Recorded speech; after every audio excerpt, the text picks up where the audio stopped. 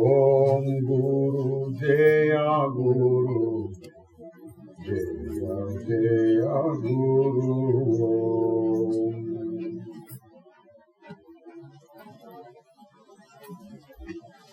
ఓం గురు జయ గురు జయ జయ గురు.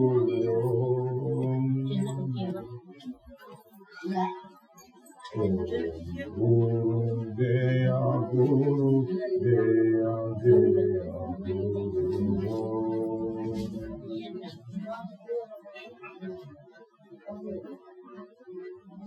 ఓం గురు జయ గురు జయ జయ గురు.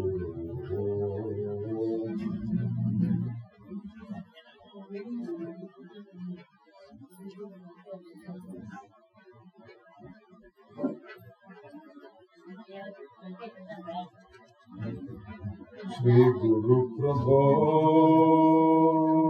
శ్రీ గురు ప్రభో చిత్సుఖాత్మక శ్రీ గురు ప్రభో శ్రీ గురు ప్రభో శ్రీ గురు ప్రభో చిత్సుఖాత్మక శ్రీ గురు ప్రభో శ్రీ గురు ప్రభో శ్రీ గురు ప్రభో చిత్సుఖాత్మక శ్రీ గురు ప్రభో శ్రీ గురు ప్రభో శ్రీ గురు ప్రభో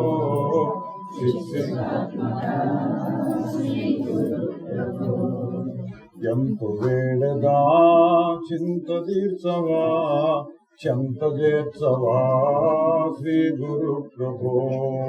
ఎంతు వేడగా చింత తీర్చవా చెంత చేర్చవా శ్రీ గురు ప్రభో శ్రీ గురు ప్రభో శ్రీ గురు ప్రభో చిత్సుఖాత్మక శ్రీ గురు ప్రభో. దారి చూపవా దయను చూపవా చేరదీయవా శ్రీ గురు ప్రభో. దారి చూపవా దయను చూపవా చేరదీయవా శ్రీ గురు ప్రభో శ్రీ గురు ప్రభో శ్రీ గురు ప్రభో చిత్సుఖాత్మక శ్రీ గురు ప్రభో. పరుగులెత్తడి పాడు మనసును ఆగజేయవా శ్రీ గురు ప్రభో. పరుగులెత్తడి పాడు మనసును ఆగజేయవా శ్రీ గురు ప్రభో శ్రీ గురు ప్రభో శ్రీ గురు ప్రభో చిత్సుఖాత్మక శ్రీ గురు ప్రభో. మలినమైన నా మాయ బుద్ధిని బాగుజేయవా శ్రీ గురు ప్రభో. మలినమైన నా మాయ బుద్ధిని బాగుజేయవా శ్రీ గురు ప్రభో శ్రీ గురు ప్రభో శ్రీ గురు ప్రభో చిత్సుఖాత్మక శ్రీ గురు ప్రభో. తాపత్రయమును తాళజాలను వేగబ్రోవా శ్రీ గురు ప్రభో. తాళజాలను వేగబ్రోవా శ్రీ గురు ప్రభో శ్రీ గురు ప్రభో శ్రీ గురు ప్రభో చిత్సుఖాత్మక శ్రీ గురు ప్రభో. మోహహంతక మోక్షమిమ్మిక జాగు చేయక శ్రీ గురు ప్రభో. మోహహంతక మోక్షమిమ్మిక జాగు చేయక శ్రీ గురు ప్రభో. మోహహంతక మోక్షమిమ్మిక జాగు చేయక శ్రీ గురు ప్రభో శ్రీ గురు ప్రభో శ్రీ గురు ప్రభో చిత్సుఖాత్మక శ్రీ గురు ప్రభో శ్రీ గురు ప్రభో శ్రీ గురు ప్రభో చిత్సుఖాత్మక ప్రభో.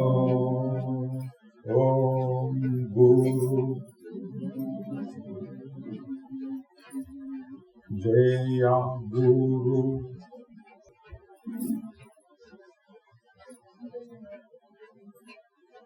జయ జయ గురు ఓం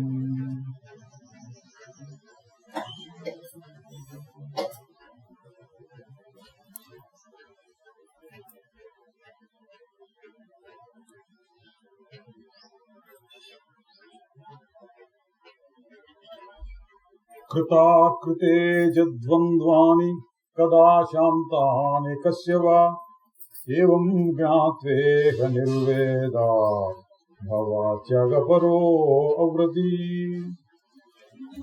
ప్రస్తావగీత 9వ అధ్యాయం నిర్వేదాష్టకము అన్నారు. దీన్ని 8 శ్లోకాలు అష్టావకులు వారు చెబుతున్నారు. కృతము అకృతము అంటే చేయబడినది, చేయబడనిది అంటే ఇంకా చేయవలసినది. ఇవి చేశాము ఇంకా ఇవి చేయాలి అని అంటే చూడండి, ఇవి ద్వంద్వములు. చేశాము చేయలేదు, చెయ్యాలి చేయలేకపోతున్నాము, ద్వంద్వాలు అంటారు. అంటే ఒకటి ఇటు ఒకటి అటు, ఇటు అన్న అవుతుంది అటు అన్న అవుతుంది. ఇవి ఎప్పటికైనా ఆగుతాయా అని ప్రశ్నిస్తున్నారు. ఎప్పుడు ఆగుతాయి ఇవన్నీ అంటే ఊపిరినంత వరకు ఏదో ఒకటి చేయాలి, ఇది చేయకూడదు, ఇది చేసేసాను ఇది ఇంకా చెయ్యాలి, ఇట్లా ఉంటూనే ఉంటుంది కర్తవ్యం. చెయ్యాలి అన్నమాట. ఎవరికి ఎప్పుడు ఇవి ఆగినాయి కాబట్టి అంటే దీని అర్థం ఏంటి? ప్రపంచంలో ఇది చేయడానికి వచ్చాం, ఇది చేసాం అయిపోయింది అన్నట్లేదు. ఈ పూట వంట చేసుకున్నాం, భోజనం చేసాం అయిపోయింది అంటే బాగానే ఉంటుంది. మళ్ళీ రేపు పొద్దున్నది మళ్ళీ వంట చేసుకున్నాం, మళ్ళీ పోయినా మళ్ళీ తింటాం. అట్లాగే ఏదో సంపాదించుకోవడం, ఉండటం, తిరగటం, ఇట్లాంటి వ్యవహారం ఎప్పటికైనా ఆగుతుందా? ఇదని ప్రశ్న. ఏవం జ్ఞాత్వేహ నిర్వేదా భవ.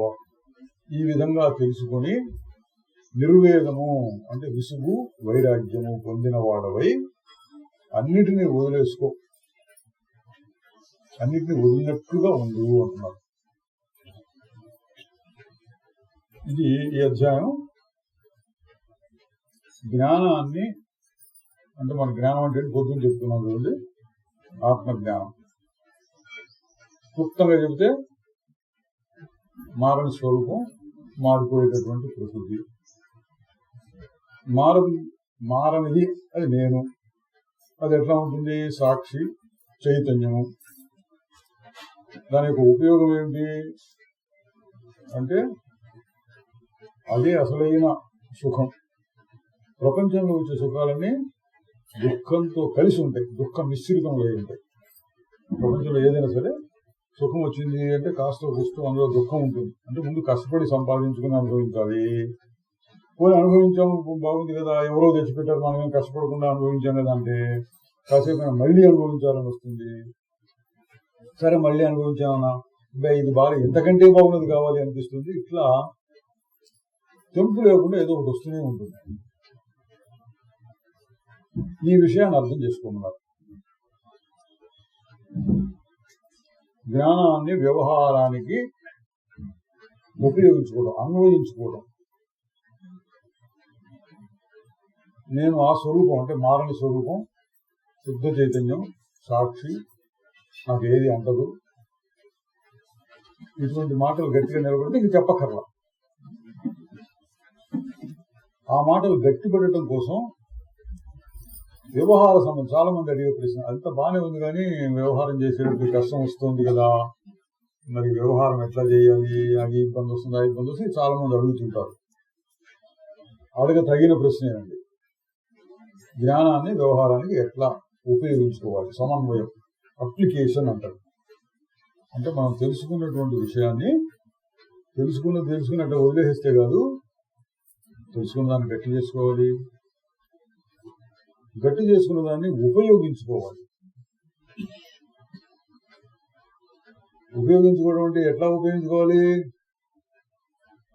ప్రపంచంలో ఈ వస్తువుని, ఆ వస్తువుని, ఈ వస్తువుని ఉపయోగించుకోవాలి. మనం ఎట్లా?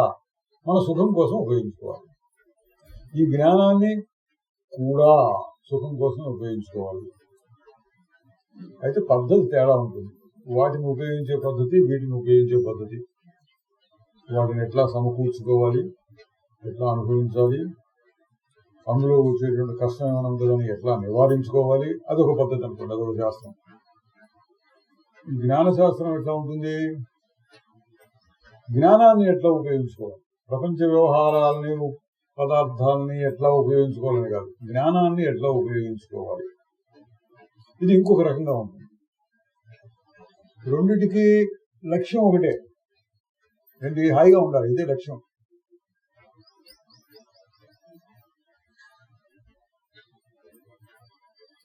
కానీ పద్ధతి తేడా ఉంది. ఏం పద్ధతి? ప్రపంచ వ్యవహారంలో సుఖాన్ని పొందే పద్ధతి ఏంటి? ఏదైనా వస్తువు సంపాదించుకోవాలి, కష్టం ఉన్నా సరే కష్టపడైనా సంపాదించుకోవాలి, కష్టపడినా అనుభవించడం కూడా ఒక్కోసారి కష్టం ఉంటుంది, అది తేలిక అనుభవించడం. ఎక్కువ అనుభవిస్తే విసుగు వస్తుంది, పోనీ వదిలేద్దామంటే మళ్ళీ కాసేపు మళ్ళీ కావాలనిపిస్తుంది. ఇది పరంపరగా కొనసాగుతూ ఉంటుంది, బతికినన్నాళ్ళు అది అట్లా ఉంటూనే ఉంటుంది అన్నాడు. కృతాకృతే ద్వంద్వాని కదాశాంతాని, ఎప్పుడు ఆగుతాయి ఇవి? నీవు ఇది చేశాము, ఇది ఇంకా చెయ్యాలి, మళ్ళీ చెయ్యాలి, ఇంకా చెయ్యాలి, చేయలేదు చెయ్యాలి, ఇది ఎప్పటికీ ఆగేవి కాదు. కర్మ అంటే ఇదండి, పరంపరగా వస్తూ ఉంటుంది. భగవద్గీతలో దీన్ని కర్మబంధం అన్నారు. కర్మబంధం, జన్మబంధం అంటారు. కర్మబంధం అంటే ఏంటి? ఒక పని చేశాం, పని చేస్తే దానికి ఫలితం వస్తుంది. సరే, ఒక పని చేసాం, ఫలితం వచ్చింది, అయిపోయింది అంటే అయిపోదు. ఒక సంస్కారం ఏర్పడుతుంది, ఈ పని చేస్తే ఈ ఫలితం వచ్చింది, ఈ పని చేసినందువల్ల మంచి ఫలితం వచ్చింది, అయితే మళ్ళీ చేద్దాం, మళ్ళీ కష్టపడి పని చేసి మళ్ళీ సంపాదించుకుందాం. అది ఈ పని చేసినందువల్ల మనకు దుఃఖం వస్తుంది, అయితే దాన్ని వదిలించుకోవాలి, ఏదో రకంగా వదిలించుకోవడం కోసం మళ్ళీ పని చేయాలి, కృషి చేయాలి. ఇవి ద్వంద్వాలు అంటారు. మంచి చెడు, రాగం ద్వేషం, కావాలి వద్దు, సంపాదించుకోవాలి వదిలించుకోవాలి, ఈ ద్వంద్వాలు అటు ఇటు తిరుగుతూ ఉంటాయి. సరే, ఏదో రకంగా అట్లా చేశాం కదా అంటే ఇది వదలదు అన్నాడు. ఇది చేసినటువంటి కర్మ తాలూకు సంస్కారాలు ఆ జీవుడిలో ఉంటాయి, ఎక్కడ ఉంటాయో వాసన రూపం చాలా సూక్ష్మంగా ఉండి వీటికి తగినట్లుగా మళ్లీ శరీరాలు వస్తాయంటే మళ్లీ జన్మలు, కొత్త జన్మలు కూడా వచ్చి అక్కడ మళ్లీ ఈ కర్మ మొదలై మళ్లీ ఇంకో రకంగా పనిచేస్తూ ఉంటుంది. ఇది ఎప్పటికీ శాంతించేదు, ఎప్పటికి శాంతిస్తుంది? ఇది కర్మబంధము అన్నది. కర్మ ఫలితము, దానివల్ల మళ్ళీ కోరిక, మళ్ళీ ఫలితము, మళ్ళీ కోరిక, మళ్ళీ ఫలితం. ఈ చక్రం కొనసాగడం కోసం మళ్ళీ జన్మలు.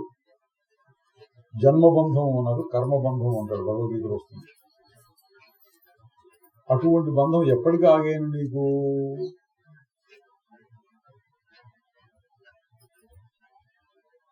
రోజు చేస్తున్నావు, ఏదో పని చేస్తూనే ఉండాలి, వచ్చేదాకా చెయ్యక తప్పదు అన్నట్టుగా ఉంటున్నాయే, ఏమిటి నువ్వు ఎప్పుడు ఇంకా సుఖపడతావు అని అడుగుతున్నాడు. కదాశాంతానికి ఎప్పుడవుతుంది అని ఏవం జ్ఞాత్వా, దీన్ని తెలుసుకుని, అంటే ప్రపంచంలో సారభూతమైనటువంటి విషయము అమ్మయ్య ఇది చేసేసాం, ఇది అయిపోయింది, దీనివల్ల శాశ్వతంగా మనం సుఖం పొందుదాం అన్న మాట లేదు. ఇది అర్థం చేసుకుని ఆ విషయముల ముందు నీకు విసుగు చెందవలేను. నిర్వేదము, విసుగు, వైరాగ్యము, విరక్తి.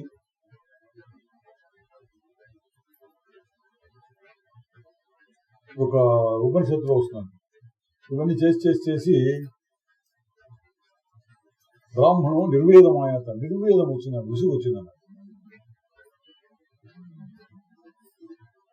ప్రపంచంలో పని చేసి ఒక జన్మలో రాదు, బాగా చురుకుగా గ్రహించగలిగిన మనసు వస్తే తాను పరిశీలించుకుంటూ వస్తే ఇది చేసాం, ఇది వచ్చింది. సరే, ఎప్పటికి ఇంకా తెంపు దీనికి ఆఖరు. ఇది చేస్తూనే ఉండాల్సిందేనా? చేస్తూనే ఉండాలి. చేస్తూనే ఉన్నట్టు పోతే మరి కొత్త జన్మలు కూడా వస్తాయి. కానీ అచ్చగా సుఖం వస్తుందండి, సుఖమే సంపాదించుకుని సుఖమే పడుతూ ఉంటాం, కానీ జన్మలు ఎత్తినా పర్వాలేదు అనడానికి లేదు. సుఖం కోసం సంపాదిస్తే దుఃఖం కూడా వస్తుంది, తప్పదు. అసలు సుఖం ఉన్న దాంట్లోనే దుఃఖం కూడా ఉందన్నాడు. ఎందుకు? సుఖం నువ్వు ఎందుకు కోరుతున్నావు? దుఃఖం ఉంది కాబట్టి కోరుతున్నావు. అక్కడ లాజిక్ అర్థం ఏంటంటే, నీకు దుఃఖం లేకపోతే అసలు సుఖం కావాలని ఎందుకు కోరుతావు? మనవాడు ఉన్నట్టు ఉండదు, నాకు సుఖం కావాలి అంటున్నాడు, ప్రస్తుతం నువ్వు దుఃఖంగా ఉన్నట్టు అని. మరి అవన్నీ ఎట్లా తప్పుతాయి అంటే ఆత్మజ్ఞానం చేత. పొద్దున కూడా మనం చెప్పుకుని ఎప్పుడు చెప్పుకున్నా ఉదయం వస్తుంది అనుకోండి. ఇప్పుడు దాన్ని ఎట్లా ఉపయోగించుకోవాలి అంటే ఈ విషయం తెలుసుకున్నవాడు ఈ ప్రపంచం విడల నిర్వేదము విరక్తిని పొంది ఏం చేయమన్నాడు, త్యాగపరుడవు గమ్ము, అన్నింటినీ వదిలించుకోవడానికి ప్రయత్నం చేస్తూ ఉండు అన్నాడు. త్యాగపరుడు వదిలించుకోవడానికి. త్యాగే నైకే అమృతత్వ మానసు అని అంటుంటారు. త్యాగం వల్లనే అమృతత్వం వస్తుంది. ఇది చూడండి, ఇది విచిత్రం. మామూలుగా లోకంలో మనకు అలవాటు పడ్డ లాజిక్ వ్యవహారానికి దీనికి శుద్ధం విరుద్ధం. ఏదైనా పట్టుకుంటే పూనుకుంటే సంపాదించుకుంటే అనుభవిస్తే హాయి అనేది మనకు బాగా పడింది, అది ఒక వాసన గట్టిగా పడింది. ఇది ఏం చెబుతున్నాడు, వదిలించుకుంటే సుఖం. త్యాగేనైకే అమృతత్వం మనసు, ఎంత తక్కువ ఉంటే అంత హాయిగా ఉంటావు అని మనం ఇప్పుడు చూసుంటాం. కౌపీన పంచకం ఉంది. కౌపీనం మీద 5 శ్లోకాలు. అందులో చివరిలో వస్తుంది కౌపీనవంత ఖలు భాగ్యవంత అని వస్తుంది. ఎవడయ్యా భాగ్యవంతుడు అంటే గోసిగుడ్డ పెట్టుకున్నవాడు అని. ఇప్పుడంతా మనం గోసిగుడ్డ పెట్టుకోవడం కాదండి, దాన్ని అర్థం చేసుకోవాలి. అర్థం ఏంటి, ఎంత తక్కువలో ఉండగలిగితే అంత హాయిగా ఉంటుంది. మరి అన్ని తక్కువలో ఉంటే మనకి మరి నలుగురులాగా ఉండాలి కదా, నలుగురు పడుతున్న సుఖాలు మనకు కూడా ఉండాలి కదా. అంటే నలుగురులాగా మనకి ఎందుకు సుఖం, అంతకంటే ఎక్కువగా పడచ్చు సుఖం. ఎట్లాగూ అంటే నీలోనే సుఖం ఉన్నది కాబట్టి, వదులుకుంటే ఆ సుఖం దొరుకుతుంది కాబట్టి. వేదాంత వాక్యేషు సదా రమంతః భిక్షాన్న మాత్రేణ చ తుష్టిమంతః అశోకవంతః కరుణైకవంతః కౌపీనవంతః ఖలు భాగ్యవంతః. కౌపీనం పెట్టుకుంటే సన్యాసం గురించి చెప్పిన వాళ్ళే అసలు భాగ్యవంతులు. ఎందుకంటే వేదాంత వాక్యములంతా ఎప్పుడు రమిస్తూ ఉంటారు. అంటే ఈ విధమైనటువంటి ఆత్మజ్ఞానాన్ని గురించే వాళ్ళు ఆలోచిస్తూ ఉంటారు. ఇతర ప్రాపంచ విషయాలు వాళ్ళకి ఎక్కువ పట్టించుకోరు. మరి తిండి బతకడానికి కావాలి కదంటే భిక్షాన్న మాత్రం చేయాలి. భౌతిక భిక్షాన్న చేయని అడుగుతుంది, ఎక్కడ దొరికిందో కాస్త కూస్తో ఈ మంచి చెడు బాగా రుచిగా ఉండాలి, ఇంత తినాలి అంత తినాలి లేకుండా ఏది పెడితే తిని తర్వాత ఏం చేస్తుండాలి, వేదాంత వాక్యములను. వేదాంతం అంటే ఇది మనం చెప్పుకునేది ఆత్మజ్ఞానాన్ని గురించిన విషయాలను విచారణ చేస్తూ ఉంటారు. అశోకవంత శోకం లేకుండా ఉంటారు. కరుణైకవంత సర్వభూతం అనేది కరుణతో ఉంటారు. అటువంటి కౌపీనవంతులే భాగ్యవంతులుగా ఉంటారు అని ఇది ఒక పద్ధతి అండి.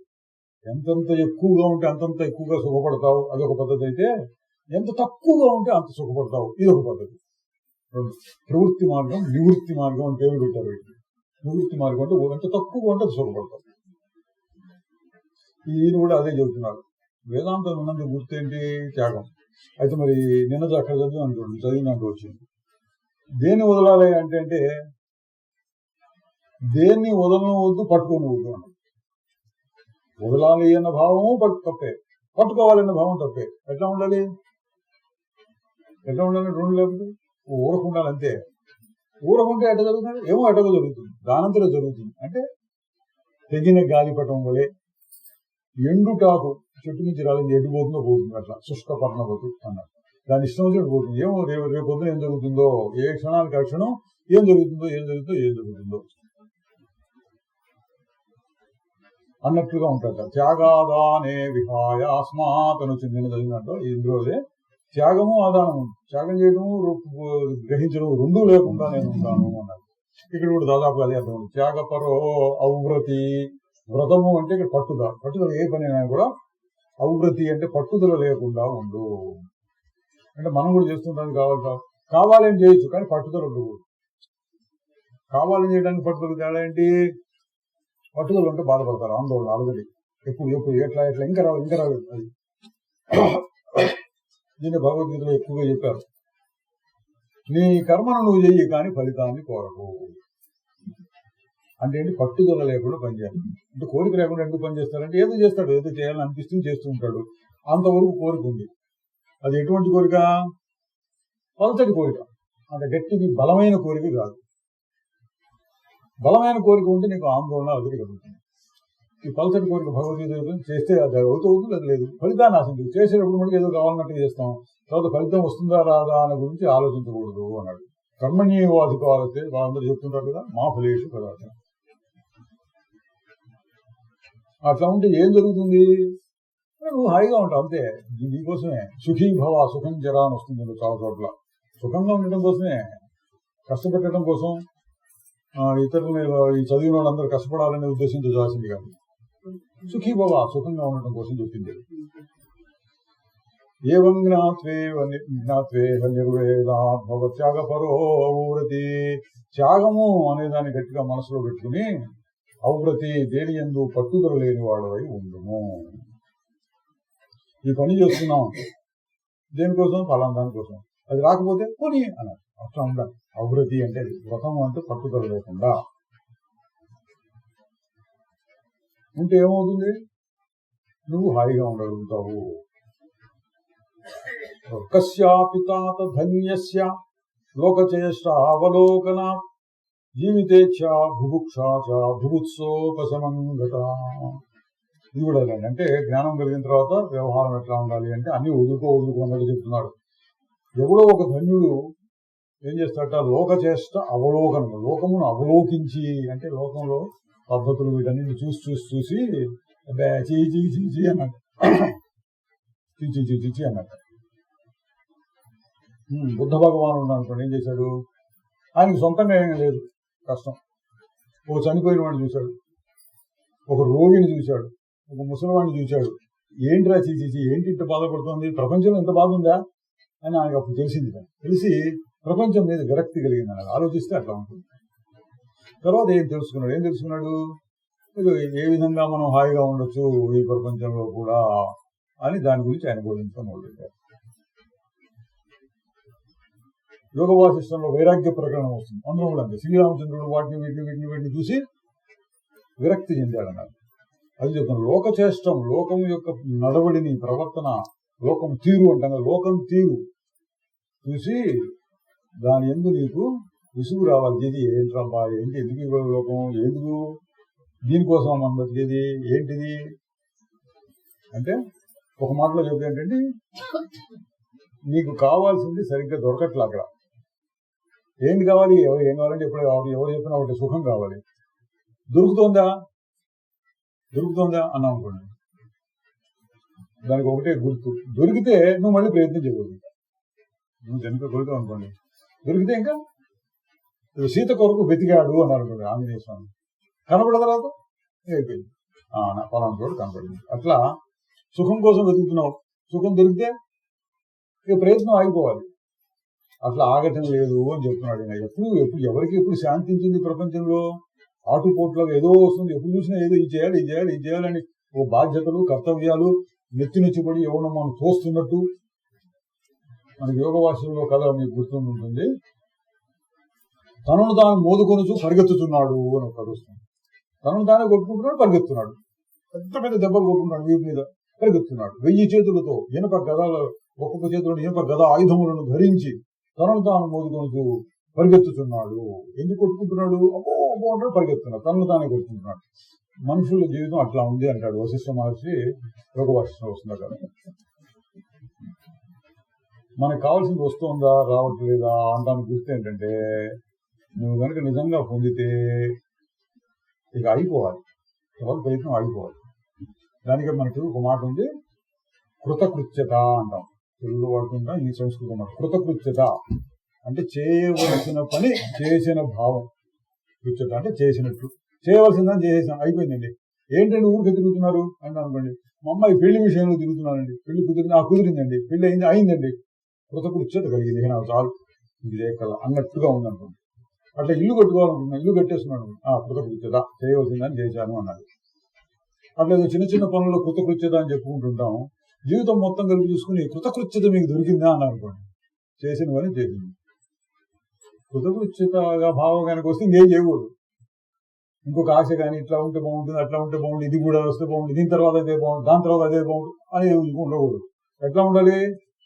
హాయిగా ఉండాలి. కౌపీనంతా కలు భాగ్యవంత, ఏం చేయగల హాయిగా ఉండాలి. అయిపోయింది కృతకృత్యత అంటే. అటువంటి కృతకృత్యత ఎప్పుడైనా ఎవరికైనా కలుగుతోందా అని నేను ప్రశ్నిస్తున్నాను. ప్రశ్న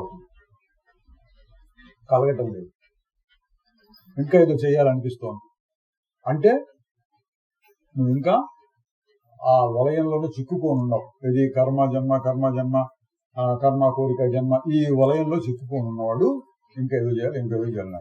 అయిపోయిన వాడు గుర్తేంటి? ఏమీ చేయకల్లా. మరి ఏదో లోకవారి వ్యవహారంలో తిండి తిప్పలు బతకడం అన్న ఉంటుంది కదా, అది కూడా నేను చేయక్కర్లేదు. ఎందుకు? ఈ శరీరాన్ని బతికించాలని కూడా నాకు లేదు. మరి ఎట్లా బతుకుతుంది? ఎట్లాగో బతుకుతుంది. చెట్లు ఎట్లా బతుకుతున్నాయి? గడ్డి మొక్కలు ఎట్లా బతుకుతున్నాయి? అందరు తొక్కుకుంటూ పోతుంటారు వాటిని.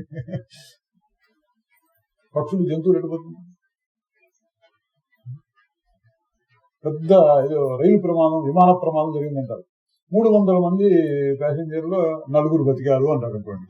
అందరు తెలుసుకోండి. ఎట్ట బతికారు వాళ్ళు? ఎంత విచిత్రంగా ఉంటాయి. లోకంలో ఎటగో నడుస్తుంది. అట్లాగే ఈ శరీరం యొక్క ప్రారంభం ఎంతకాలం ఉంటుందో అంతకాలం జరుగుతూనే ఉంటుంది. దాని గురించి కూడా మనం ఆలోచించక్కర్లేదు. ఎట్లా ఉండాలంటే ఏ బాధరబందీ లేకుండా అన్ని వదిలేసుకున్నట్టుగా ఎడజరుగుతూ చూస్తూ ఉండటం.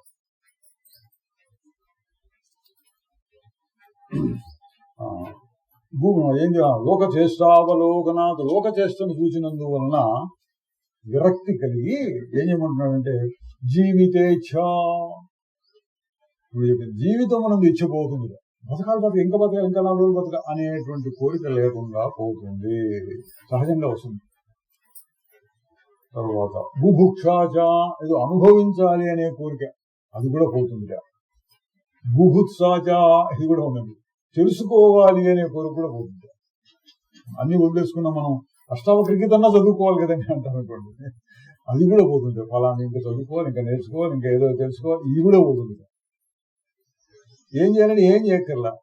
మరి ఆగుతాడంటే ఆగని ఒక్కర్లా. ఎట జరుగుతుందంటే నేను చేయట్లేదు కాబట్టి ఎట్టగో జరుగుతుంది, నేను చేయటం కాదు, అది జరుగుతూ ఉంటుంది అన్న దృష్టిలోకి వచ్చినటువంటి వాడు జీవితేచ్ఛ లేదు. బుభుక్ష అంటే అనుభవించాలనే కోరిక లేదు. బుభుత్స ఏదో తెలుసుకోవాలి, కొత్తగా తెలుసుకోవాలి అనేది కూడా లేదు. ఉపశమంగత, ఇవన్నీ ఉపశమించిపోయినాయి అంటారు లోకంలో. అది నేర్చుకోవాలి, ఇది నేర్చుకోవాలి, ఇంకా ఏదో నేర్చుకుని ఏదో నేర్చి ఏదో చేసి ఎన్నడింకా సుఖించెదవు. అడవి వంటి శాస్త్రములలో అంతులేని సాధనలతో ఏదో నేర్చి ఏదో చేసి ఎన్నడింకా సుఖించెదవు. ఎప్పుడు నీకు సుఖము అని. ఇంకా ఏదో అనుభవించాలి, ఇంకా ఏదో నేర్చుకోవాలి, కొత్త విద్యలు, అంటే ఇది విద్య కాదు, లోక విద్యలు కూడా కొత్త నేర్చుకోవాలి. ఇంకా కొంతమంది చదువుతుంటారు, ఏదో గ్రాడ్యుయేట్, పోస్ట్ గ్రాడ్యుయేట్, డాక్టరేట్ ఇక్కడ చదివి ఇంకా 30 ఏళ్ళు, 40 ఏళ్ళు, 50 ఏళ్ళు చదువుతూనే ఉంటారు. అట్లాంటి వాళ్ళు కూడా ఉన్నారు. నేర్చుకొని ఏం చేస్తారు అంటే వాళ్ళు నేర్చుకోవడం, ఇంకా కొత్త చదువుకోవడంలోనే వాళ్ళు తృప్తిని పొందుతున్నారు, సుఖాన్ని పొందుతున్నారు. అదొక పద్ధతి, వాళ్ళ పద్ధతి. ఈయనేం చెప్తున్నాడు? వదిలించుకోవడంలో తృప్తిని పొందు అంటున్నాడు. ఇంకా కొత్తది నేర్చుకోవాల్సింది లేదు, కొత్తది అనుభవించాల్సింది లేదు, శరీరాన్ని నిలబెట్టుకోవాల్సిన అవసరమూ లేదు. ఉండిన ఉండుగాక, పోవుగాక, ఇక్కడే వస్తుంది. ఇందులో చోట శరీరము కల్పాంతం వరకు నిలుచుగాక గచ్చత్ అద్యైవ భావన, ఈ రోజే పడిపోవును గాక. నీకేంటి అన్నాడు. కల్పాంతం ఎన్నో జనం, ఇంకా 100 సంవత్సరాలు 1000 సంవత్సరాలు బతికిన వాళ్ళు కూడా ఉన్నారు అంటారు. కొందరు యోగులు వాళ్ళు ఉంటారు, అట్లా ఉంటారు. అయితే ఏమిటి లేదు, ఈ రోజే పడిపోను కాకపోతే పోనీ. ఎప్పుడు తన స్వరూపాన్ని తెలుసుకున్న తర్వాత మొండిగా పోతే పోనీ అన్నట్టుగా కాదు, తన స్వరూపాన్ని తెలుసుకున్న తర్వాత సహజంగా రావాలి. సహజంగా ఏమొస్తుంది? నాకేం అవసరం లేదు, దేంతోనూ అవసరం లేదు. అది త్యాగపరో ఔవ్రతి అంటే అది. తరువాత అనిత్యం సర్వమే వేదం తాపత్రితయ దూషితం. అనిత్యం తెలిసిన మాటే మీకు. అనిత్యం ఇది సర్వం ఏ వేదం ఇదంతా అనిత్యం. ఏదో పట్టుకు పాకులాడదాం, అనుభవిద్దాం అనుకున్న అనిత్యం కాదండి. కొన్ని నిత్యంగా ఉంటాయి అని అనుకుంది. అవి నిత్యంగా ఉన్నావు, నువ్వు నిత్యంగా ఉండవు. కాదండి, నేను కూడా చాలా కాలం ఉండేటటువంటి ఉపాయాలు నేర్చుకున్నాను. కాయకల్ప చికిత్స అని ఉంటుంది, అదేదో ఒకటి ఆయుర్వేదంలో వాటి చాలా కాలం బతికేటువంటి ప్రక్రియలు ఉంటాయి కదా. కాయకల్ప చికిత్స అట్లా ఉండగలుగుతానని కూడా దానికోసం మళ్ళీ దానికి చాలా ప్రయత్నాలు చేసి అది నేర్చుకుని ఉంటారంట. అక్కడ అనుభవించడానికి శరీరం ఉంది, అనుభవించదగిన పదార్థాలు ఉన్నాయి. మనస్సుకు ఒక లక్షణం ఉంది, విసుగు అనేది. అన్నీ ఉన్నాయి అనుభవించడానికి, విసుగు. కాసేపు అనుభవించేటప్పటికి చాలు అనిపిస్తుంది.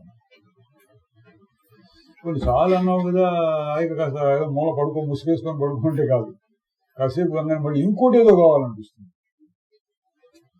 టీవీ పెట్టిన సినిమా వచ్చింది, అదే చూసిన సినిమానే అంటారు అనుకోండి. మరి ఏం కావాలి? కొత్తది ఏదైనా కావాలి, ఇంకోటి. చూసిన సినిమానే కదా తీసేసి పడుకున్నాం కాదు, ఇంకా కొత్తది ఏదైనా వస్తుంది ఇంకెక్కడన్నా అది చూద్దాం. ఇట్లా నడుస్తూనే ఉంటుందండి. అంటే మనస్సులో ఉండేటువంటి లక్షణం ఒకదానితో తృప్తి చెంది అట్లా ఆగిపోకుండా ఒక క్షణం తృప్తి చెందినట్లు చెంది మళ్ళీ కాసేపు అన్నా ఇంకోటి ఏదో కావాలండి. దానికి అలవాటు అనమాట, చాంచల్యం. ఊరికి అటు ఇటు ఇటు ఇటు కదులుతూ ఉంటాం. అది ఏదో కావాలండి. ఏనుగు తొండం ఊగుతూ ఉంటుంది అంటారు. అప్పుడు ఊగుతూ ఉంటుంది, దాని క్షణం కూడా నిలవదు, అటు ఇటు ఊగుతుంది. అట్లా మనస్సు అటు ఇటు ఊగుతూ ఉంటుంది. ఊగి ఇది కావాలి, అది కావాలి, ఇది కావాలి, ఇది కావాలండి. ఎందుకు? ఏం తోచకుండా అది కావాలి, ఇది కావాలంట.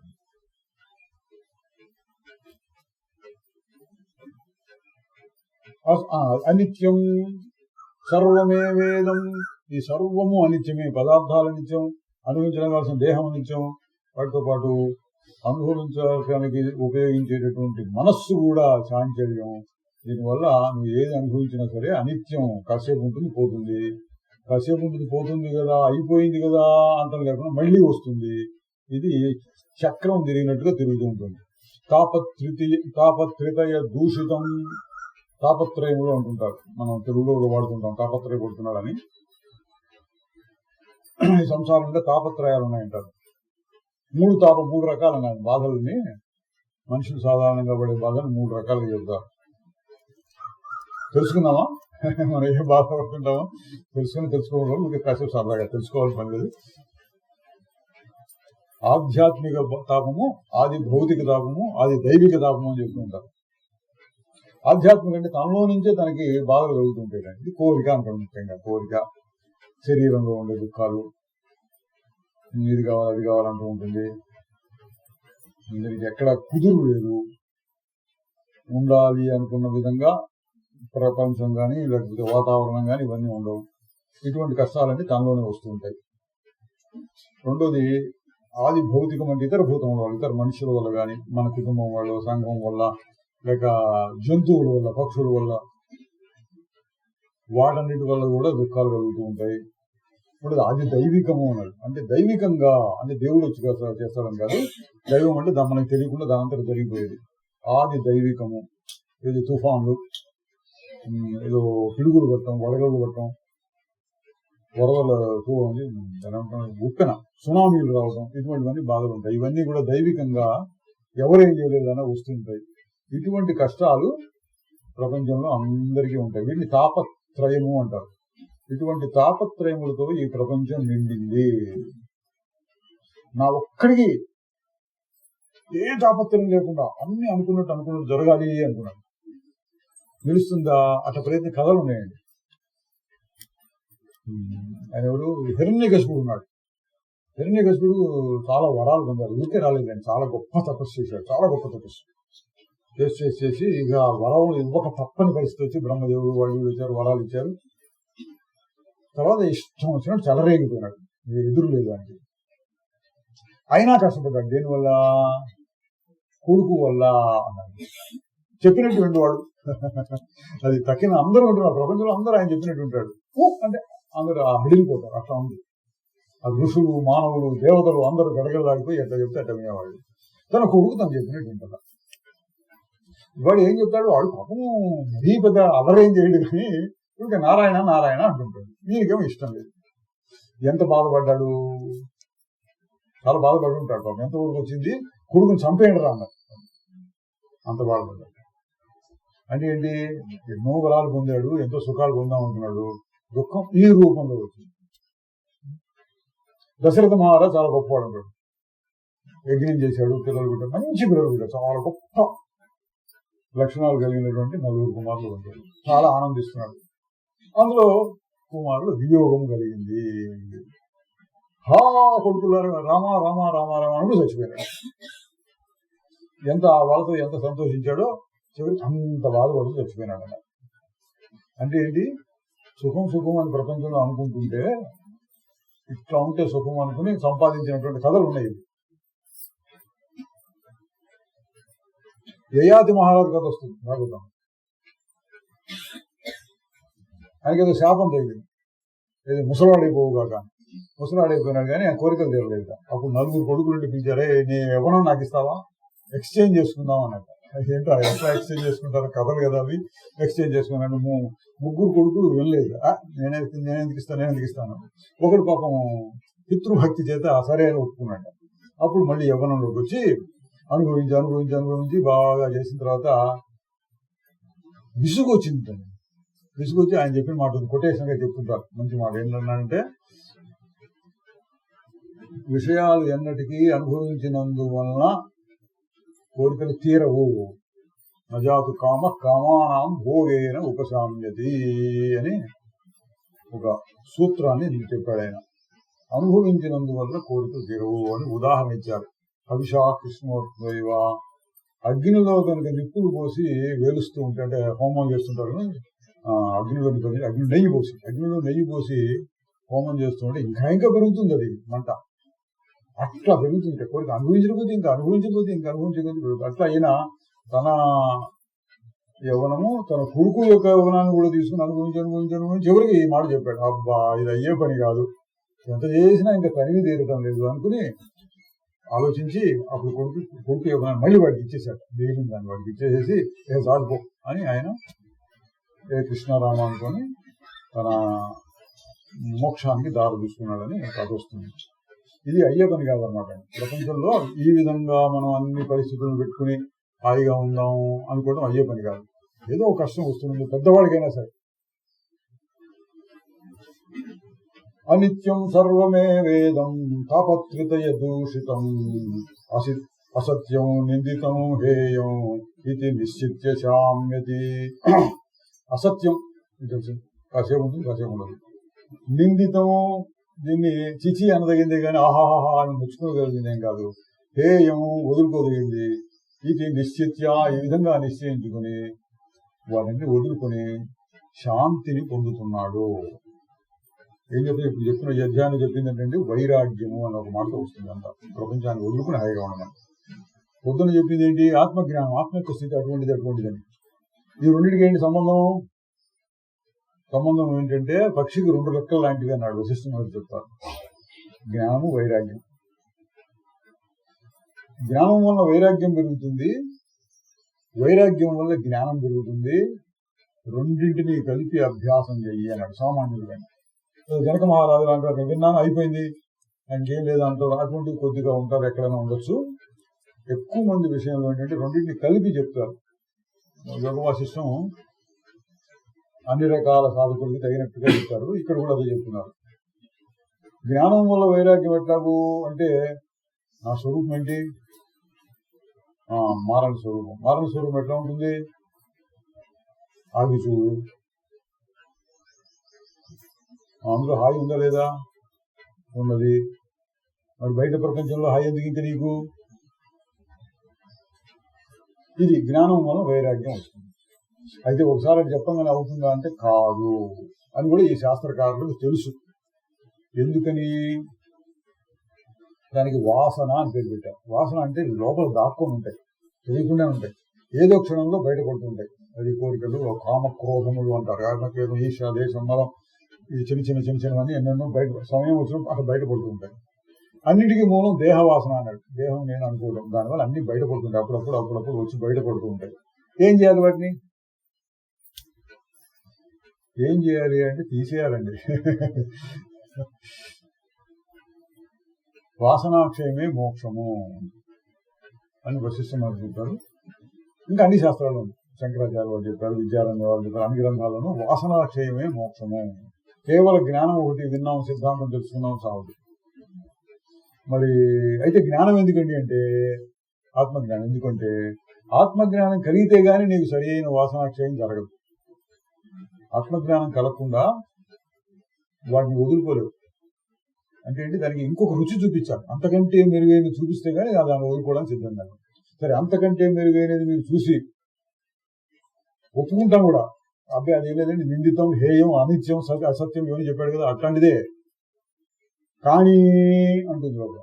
వదులుకోవంటే వదులుకుంటారు రెడీ అంటాడు, కానీ లోపల నుంచి మటుకు ఇది కావాలి, ఇది కావాలి, ఇది కావాలి అని వస్తూనే ఉంటుంది.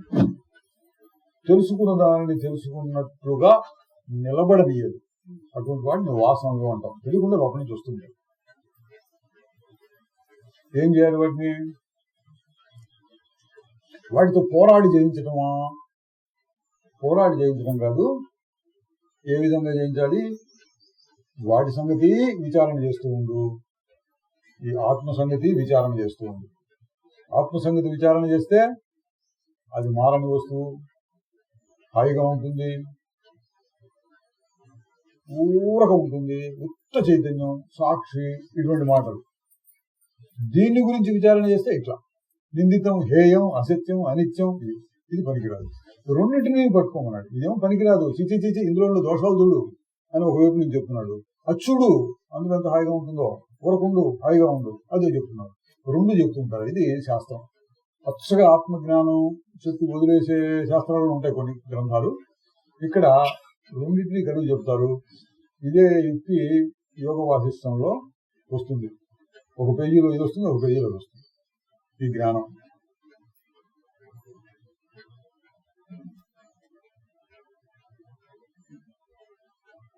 అభ్యాసం, వైరాగ్యం. ఇందులో ఇప్పుడు రెండవ దాని గురించి ప్రపంచం యొక్క విచారణ చేసి అది ఎట్లా ఉంటుందో చూసి, అందులో నీకేం సుఖం ఉండదు కాబట్టి వదులుకో. అసత్యం, నిందితం, హేయం ఇది నిశ్చిత్య శామ్యతి. కోసౌ కాలో వయక్యం వా యత్ర ద్వంద్వాని నృణాం తాన్యుపేక్ష యథా ప్రాప్తవర్తి సిద్ధిం అవాప్నుయాత్. ఇందాక ఏం చెప్పింది మళ్ళీ ద్వంద్వములు అంటే మంచి చెడు, కావాలి వద్దు, రాగము ద్వేషము, శీతము ఉష్ణము, ఇట్లా ఒకదాని ఒకటి ఆపోజిట్ అని. అదన్నా ఉంటుంది, ఇదన్నా ఉంటుంది, అదన్నా ఉంటుంది, ఇదన్నా ఉంటుంది. ఆ రెండు లేకుండా ఎప్పుడు ఉంటుందండి? ఎప్పుడైనా ఒకసారి కలుగుతూ ఉంటుంది. బాగా వేడిగా ఉంటుంది రోజులు, బాగా చల్లగా ఉంటాయి. అటు వేడి కాకుండా చల్ల కాకుండా సరిగ్గా ఏసీలో పెట్టినట్టుగా ఉండాలి మనకి వాతావరణం అనాలి. అప్పుడప్పుడు కలుగుతుంటాయి. అట్లాగే సుఖము లేదు, దుఃఖము లేదు, ఎప్పుడు అట్లా ఆత్మస్థితిలో ఉండాలి అంటే అప్పుడప్పుడు కలుగుతూ ఉంటుంది. ఎక్కువగా ఏం కలుగుతాయి? సుఖం, అది మారి దుఃఖం, అది మారి సుఖం, అది మారి దుఃఖం, అట్లా కలుగుతూ ఉంటుంది. ఆ రెండు లేకుండా ఉండాలి అంటే ప్రపంచంలో అటువంటి స్థితి దొరకదు. ఎక్కడ దొరుకుతుంది? ప్రపంచాన్ని వదిలేసుకుంటే దొరుకుతుంది. అది కూడా మనం అలా చూస్తూనే ఉన్నాం, రోజు చెప్పుకుంటున్నాము. ఎప్పుడు వస్తుంది నీకు శాంతం? సుఖము కాదు, దుఃఖము కాదు, ఆ రెండు కాని దానికి ఏం పేరు పెట్టదు? శాంతము అని పేరు పెడతాం. మళ్ళీ మనకి తికమక పడకుండా సుఖము దుఃఖము కాదు, ప్రాపంచికమైన సుఖము కాదు, ప్రాపంచికమైన దుఃఖము లేదు, రెండు లేని పరిస్థితి శాంతం. ఎట్లా? గాఢ నిద్రలో వలే. చూడండి, అన్ని పరమాత్మ అంటాము, ప్రకృతి అంటాము, అన్ని అట్లా మనకి ఏర్పాటు చేసి పెట్టారు. ఈ జీవుడు ప్రపంచంలో కాసేపు కొట్టుకుని అలిసిపోయిన తర్వాత కాసేపు నిద్రపోతాడు. నేనేం అలిసిపోలేదండి, అయినా నిద్ర వస్తుంది. అదే బద్ధకం. అలిసిపోకపోయినా నిద్ర వస్తుంది. ఎందుకని? ప్రపంచాన్ని చూడటంలోనే అలసట ఉంది. కళ్ళు ఉపయోగించాము, కళ్ళు చూస్తుంటే కాసేపు సినిమానే చూసామనుకోండి, కాసేపు చూసి అలసట రాదు. అట్లా ప్రపంచాన్ని చూస్తే అలసట, ఆ మాటలు ఈ మాటలు వింటుంటే అలసట, భోజనం చేసిన అలసటే. ముక్తాయాసం అంటారు. అరిగించుకోవడానికి పనిచేయాలి. మనకి తెలియదు లోపల ఏం జరుగుతుందో. అరిగించుకోవడానికి కూడా పనిచేయాలి లోపల. ఇవన్నీ చేస్తుంటే ఆయాసం వస్తుంది. వీటన్నిటిని తీర్చుకోవడానికి పడుకుంటాం అనుకోండి. ఏం వస్తుంది అక్కడ అంటే వదులుకున్నావు, హాయిగా ఉన్నావు. వదులుకున్నావు హాయిగా ఉన్నావు, వదులుకున్నావు హాయిగా ఉన్నావు, అన్నింటినీ వదులుకున్నావు అక్కడ హాయిగా ఉన్నావు. ఆ సూత్రాన్ని ఇప్పుడు కూడా ఉపయోగించాలి అంటున్నాడు. ఎట్లా ఉపయోగించాలి? ఇదంతా మారిపోతుంది, హేయము, నిందితము, అసత్యము, అనిత్యము, ఈ ద్వంద్వాలు ఎప్పటికీ తీరేవి కాదు. సముద్రంలో అలలు వస్తూనే ఉంటాయి, తీరేవి కాదు. ఎండమావుల్లో నీరు అక్కడ దాకా వెళ్తే ఇంకా దూరంలో ఇక్కడ ఉన్నట్టు కనపడుతుంది. వెళ్తూ ఉంటే ఎంత దూరమైన నీరు ఉన్నట్టు కనపడుతుంది, నీరు ఉండదు. ఎండమావుల్లో నీటి లాంటిది ప్రపంచం. ఈ విషయాన్ని తెలుసుకుని దాని యందు విరక్తిని ముందు ఇటు పక్కకు వచ్చి ఈ విషయాన్ని తెలుసుకుని ఏది ఆత్మ విషయాన్ని తెలుసుకుని దీని యందు ఆసక్తిని పొంది, దీని యందు ఆసక్తి, దాని యందు విరక్తి. అట్లా ద్వంద్వాలన్నీ వస్తూనే ఉంటాయి. కోసవుకాలో వయక్యం వయస్సును గురించి కూడా చెప్పండి. వాళ్ళు పెద్ద వయస్సు వస్తే తగ్గుతుందా అన్నాడు. అదే అదేం కనపట్టాలా భర్తృహరి ఆయన వైరాగ్య సత్యం రాశాడు. ఆయన రాశాడు భోగాన్ని భుంక్త అన్నారు, వయమేవ భుంక్త, భోగాన్న భుంక్త వయమేవ భుంక్త అన్నాడు. భోగాల్ని మనం అనుభవించడం కాదు, అవే మనం అనుభవించినాయి అన్నాడు. అంటే వీడు ముసలోడు అయిపోయాడు, అనుభవించి వీడి శక్తి అంతా పోయి శరీరంలో భోగాన భుంక్త వయమేవ భుంక్త, ఆశాన జీర్ణ వయమేవ జీర్ణ అన్నాడు. ఆశ జీర్ణం కాల అంటే దాన్ని నశించి తగ్గిపోవడం. ఆశ క్షీణించిపోలేదు, మనం క్షీణించిపోయాం, ఆశలు ఇంకా ఉన్నాయి అన్నాడు. అది చెప్పి కోసోకాలో వయక్యం వా, ఏ వయసులో తగ్గుతాయి అని ఇంకా ఇవన్నీ అంటే తగ్గవు. ఏంటో చేత కావట్లేదండి అంటాడు కానీ శాస్త్రం అవుదామని అనుభవించే చేత కావట్లా. అట్లా ఉంటుంది, ఆశ ఉంటుంది లోపల. ఆశ జీర్ణం కాదు, ఇంకా పెరుగుతూనే ఉంటుంది. వర్షాకాలం నుండి సురతీగ వలె పెరుగుతుంది అన్నాడు వశిష్ఠం. అట్లా అట్లా పెరుగుతూ పోతాయి ఆశలు, కోరికలు. తాన్యుపేక్ష, వాటిని ఉపేక్ష చేయమన్నాడు, పట్టించుకోమాట. యథా ప్రాప్తవర్తి సిద్ధిం అవాప్నుయాత్. మరి నేను ఎట్లా బతకాలి, ఎట్లా బతకాలి అంటానికి ఈ మాట అండి ఈ శాస్త్రంలో వచ్చిన. యథా ప్రాప్తానువర్తి, ఏది ఎట్లా ప్రాప్తిస్తే దానిని అట్లా చేస్తూ ఉండు. ఈ రోజు ఇట్లా చేయవలసి వచ్చింది అనుకోండి, ఈ రోజు మనం ఇట్లా ఈ గెలుతుని ఈ వేడిని అనుభవించవలసి వచ్చింది అనుకోండి, అనుభవించండి. యథా ప్రాప్తానువర్తి. ఇదైన తర్వాత టీ తాగవలసిన అవసరం వచ్చింది అనుకోండి, అవసరం వచ్చింది, మీకు అవసరం లేదు, ఆ టీకి అవసరం వచ్చింది, మీ చేత తాగబడవాలని అవసరం వచ్చింది అనుకోండి, అది వచ్చింది మీ దగ్గర, మీరు తాగండి. అది యథా ప్రాప్తానువర్తి, ఏది ఎప్పుడు ఎట్లా తటస్థిస్తుందో దానిని అట్లా చేస్తూ వెళ్ళు. దాన్ని అట్లా చేస్తూ ఏంటి చేయాలనే ప్రయత్నం కాదు, అది వచ్చింది. ఇంకా గట్టిగా చెప్తే నేను కర్తను కాదు, అది కూడా ఈ జ్ఞాన శాస్త్రంలో ఒక ముఖ్యమైన విషయం. నేను కర్తను కాదు, వ్యవహారం నేను కర్తను కాదు. మరి ఏం జరుగుతుందంటే ఎటగో జరుగుతుంది. మరి నేనేం చేయాలి? చెయ్యటం కూడా కాదు, చూస్తూ ఉండడం. ఏది ఎట్లా వస్తే దాన్ని అట్లా చూస్తూ ఉండడం. తాన్యుపేక్ష యథాప్రాప్తవర్తి, యథాప్రాప్తమైన వారిని చేసుకుంటూ సిద్ధిం అవాప్నుయా, సిద్ధిని పొందవలను. సిద్ధి అంటే సాధన నెరవేరితే అది సిద్ధి అంటాం. సిద్ధిని ఏ విషయమైనా సరే మనం ప్రయత్నం చేసి కృషి చేసి కావలసిన దానిని పొందితే అప్పుడు దాన్ని సిద్ధి అంటాం. ఇప్పుడు మనకి ఏం సిద్ధి కావాలండి? ప్రపంచంలో ఎవరికైనా, మనకే కాదు, ప్రపంచంలో ఎవరికైనా ఏం సిద్ధి కావాలి?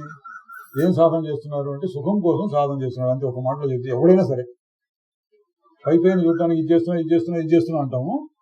కొంచెం గట్టిగా 2-3 ప్రశ్నలు వేసి లాగి చూస్తే చివరికి వచ్చే సమాధానం ఏంటంటే ప్రతివాడు సుఖం కోసమే ప్రయత్నం చేస్తున్నాడు. ఏం ప్రయత్నం చేస్తున్నాడు? రకరకాల ప్రయత్నాలు చేస్తున్నాడు. ప్రయత్నాలు ఎన్నో రకంగా ఉంటాయి. చివరికి రావాల్సిన వాడు అందరికీ సుఖం. సిద్ధి అన్నమాట ఏమర్థం వస్తున్నప్పుడు సుఖము అని అర్థం వస్తుంది. నువ్వు చేసిన దానికి ప్రయత్నం, నువ్వు చేసిన అన్ని ఏ ప్రయత్నానికైనా ఫలితం అంటే సిద్ధి అంటే సుఖము, నీకు సుఖం రావాలి అన్నాడు. అది నిజమైన సుఖం ఎప్పుడు వస్తుంది అంటే అన్నిటినీ ఉపేక్ష చేసి ఏదో వచ్చిన దాన్ని వచ్చినట్టు కాసేపు చేస్తూ వస్తుంది. ఆ క్షణానికి ఎట్లా వస్తే ఏది చేయాల్సి వస్తే అట్లా చేస్తూ ఉండు. జరిగిన దానిని చింతించకుము, జరుగబోవున్నది ఊహింపకుము. అయిపోయిన దాని గురించి ఊరికి ఆలోచించదు. అంతా ఏమో జ్ఞాపకాల్లో ఉంది భూతకాలం. ఇప్పుడు ఎందుకు అది ఆలోచించుకోవడం? ఆ రోజునట్టయింది, ఈ రోజునట్టయింది, పొద్దునట్టయింది, నిన్నట్లయింది, ఎందుకు ఇవన్నీ? అవన్నీ ఆలోచించద్దు. జరిగిన దానిని చింతింపకము, జరుగబోనది ఊహింపకము. ఇట్లా అవుతున్నాం, ఇట్లా అవుతున్నాం, ఇట్లా ఊహించద్దు. ఏం ఊహించకుండా ఎడ జరుగుతుందంటే యథా ప్రాప్తవర్తి, ఏదో వస్తుంది, తోసుకుంటూ తోసుకుంటూ తోసుకుంటూ వస్తుంది. మనం కాస్తో కూస్తో అనుకోవాలి కదండి అంటే అనుకోండి. కాస్తో కూస్తో మనం అనుకోవటం కాదు, ఆలోచన వస్తుంది. మన చేత ఏమైనా చేయించాలంటే ఆ ఆలోచన వస్తుంది. కసేపటి కూర్చున్నాం అనుకోండి, బాత్రూమ్కి పరిగెత్తాల్సిన అవసరం వచ్చింది అనుకోండి, వస్తుంది. అవసరం వచ్చింది, మీరు వెళ్తారు, వెళ్తాం, వస్తుంది. అట్లాగే మనసులో దానికి తగినట్టుగా ఆలోచన, ఆకలి వేసింది అనుకోండి, తిందాం అనిపిస్తుంది, ఆలోచన వస్తుంది. మీరు చేయడం కాదు, ఆలోచన వస్తుంది. అప్పుడు తినడానికి దొరికింది అనుకోండి, తింటారు. తినాలి, ఇట్లా తినాలి అని ఆలోచన వస్తుంది. మరి మనం అనేది ఏంటి? దాని ప్రయత్నం చేసి నేను నేను నేను అని తెచ్చిపెట్టి అందులో నేను చేయాలి అనుకోవడం వల్ల సమస్య వస్తుంది. నేను చేయకపోయినా అవి జరుగుతూ ఉంటాయి. ఇది కొంతకాలం ఎవరికి వారు తమ జీవితంలో ఒక ప్రయోగం చేసి చూసుకోవచ్చు. ఏం నిజమా ఈ మాట? వాటంతలో జరుగుతూనే నేను చేస్తున్నాను, వాటంతలో జరిగితే నేను చేస్తున్నానా? ఎప్పటికప్పుడు ఏదో ఒకటి అట్ట మనం జరుగుతూ దానంతట జరుగుతుందా, లేక నేను కావాలని చేస్తున్నానా? నేను కావాలనుకోకుండా ఉంటే జరగట్లేదా చూసుకోవచ్చండి. అట్లా కొంతకాలం చూస్తే మీరు అందరికీ అర్థమవుతుంది. అవే జరుగుతున్నాయి. కర్మములవియే జరుగుతూ ఉంటే కర్తను నేనను భ్రమయేలా. అన్ని జరుగుతున్నాయి. ఎందుకు? సకల చరాచర విశ్వం ప్రకృతి ఈశ్వర నియమము చేత ప్రపంచంబును నడుపుతూ ఉంటే, ప్రపంచం మొత్తం ఏదో శక్తి చేతి నడుస్తుందండి. మన శరీరాన్ని నిలబెట్టడం పెద్ద పనే, చిన్న పనే? గాలి వీస్తోంది, అట్లా పెద్ద గాలి, సుడిగాలి వస్తుంది, అది పెద్ద పనే? లేకపోతే ఈ శరీరంలో కొంచెం గాలి వచ్చి ముక్కు ద్వారా పీల్చుకోవడం, ఇది పెద్ద పనే? పెద్ద పెద్ద జంతువు, ఏనుగు లాంటి జంతువు ఉంది, అది కూడా గాలి పీల్చుకుంటుందిగా. మనం పీల్చుకోవడం గొప్ప, అది పీల్చుకోవడం గొప్ప? పెద్ద బ్రహ్మాండమైన వర్షం, తుఫాన్ పడిపోయి వస్తుంది, అది పెద్ద పనే? లేకపోతే ఈ శరీరాన్ని నిలబెట్టడం పెద్ద పనే? మనం ఈ చిన్న నోటికి చిన్న పొట్టికి ఆహారం వేస్తున్నాం, అది పెద్ద పనే? లేక ఇన్ని చెట్లు, ఇన్ని పువ్వులు, ఇన్ని కాయలు, ఇన్ని పండ్లు, ఇన్ని సస్యములు అంటే తినడానికి గింజలు, ఇవన్నీ భూమిలో పండుతున్నాయి, అది పెద్ద పనే? ఇది పెద్ద పనే? అంటే ఎన్నో ఎన్నో ఎన్నో పనులు జరుగుతున్నాయి ప్రకృతిలో, వాటంతటా ఇవి జరుగుతున్నాయి. దీన్ని మనం మన జీవితంలో గుర్తించాలి. అదే జరుగుతున్నాయా నేను చేస్తున్నాను, అది జరుగుతున్నాయా నేను చేస్తున్నాను. చేసే పనులను మానుకోవాలని కూడా లేదు, అన్ని చేస్తూ ఒక ప్రశ్న అనమాట, అది జరుగుతుందా నేను చేస్తున్నాను, అది జరుగుతుందా నేను చేస్తున్నాను. నేను ఆలోచించి కష్టపడేదో పెద్ద ప్లాన్ చేసి అది చేసి ఇది చేసి జరుగుతున్నా, దాంతో జరుగుతుందా అని ప్రశ్న వేసుకొని చూస్తే తెలుస్తుంది.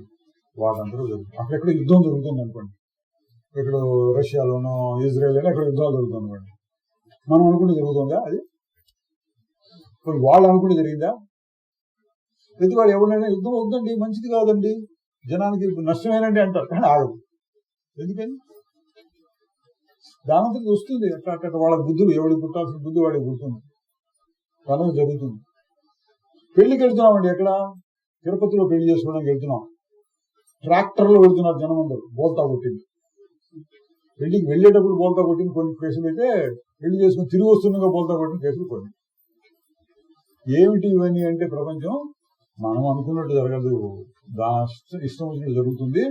అది మనం మన జీవితంలోనే నిరూపించుకోవచ్చు. ఏం పనులు జరుగుతున్నాయి, ఎట్లా జరుగుతున్నాయి, ఏ రోజు ఎట్లా జరుగుతుంది, ఎందుకు జరుగుతుంది, అసలు ప్రయోజనం ఏమిటి, ఏదో అట్ట నడిపిస్తోంది ఈ ప్రపంచాన్ని, ఈ శరీరాన్ని, ఎట్లా నడుస్తుందో ఏమో అనేది చూడాలి. ఎట్లా? సినిమా మీద, తెర మీద సినిమా చూసినట్టు. ఈ ఘట్టం వచ్చిన సినిమాలో తర్వాత ఏమవుతుంది, ముందుగా ఆలోచించి చూస్తూ ఉండు నువ్వు, అంతే. అక్కడ సినిమా చూస్తున్నప్పుడు కూడా కొంచెం హాయిగా ఉంటుంది. ఎందుకనండి? అక్కడ మీ సొంత ఊహలు లేవు, మీ బ్రెయిన్ అక్కడ ఉపయోగించట్లా. ఏం చేస్తున్నారు, వాడెవడో తీశాడు, ఏదొస్తే దాన్ని చూస్తున్నారు. తర్వాత ఏంటి చూద్దాం అన్నట్టే ఉంటుంది. కాదు ఇట్లా ఉండాలి అంటే మీకు ఆందోళన కలుగుతుంది.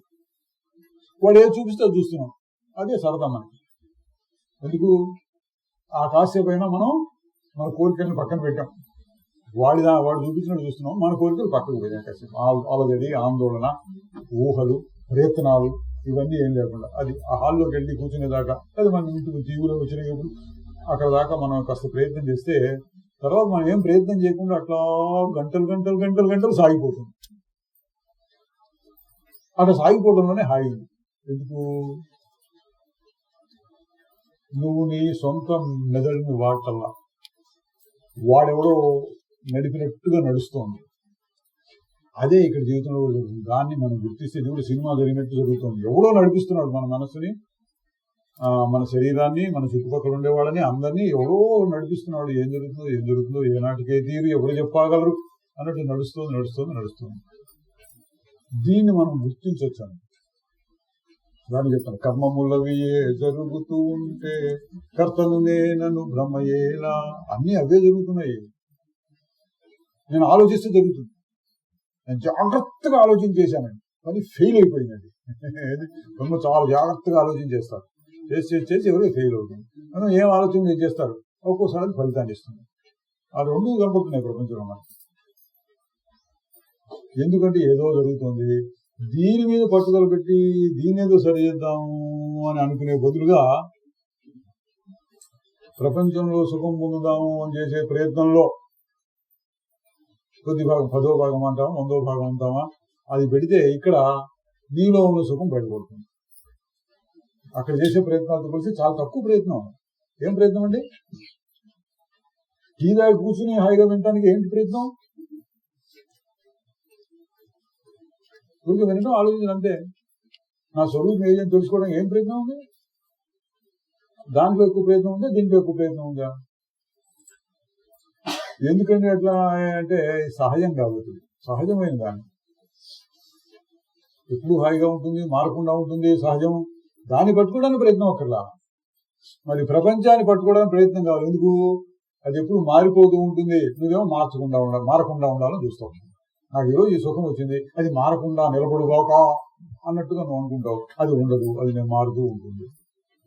నీ శరీరం మారిపోతుంది, ముసలితనం వస్తుంది, నీ మనస్సు మారిపోతూ ఉంటుంది, ఆలోచన పద్ధతులు మారిపోతూ ఉంటాయి. వాటిని నిలబెట్టుకుందామంటే ఆగవు. అందుకని వాటిలో ప్రయత్నం చేసి ఏదో సాధించడానికి ఎంత కృషి కావాలో దాంట్లో పోలిస్తే చాలా అల్పమైన భాగం, 100 వంతో 1000 వంతో అనుకోండి. ఒక్కసారి ఇటు కూర్చొని నేనెవరు ఆగి చూడు, హాయిగా ఉండలేదా? మరి వాటి కోసం ప్రయత్నం ఎందుకు?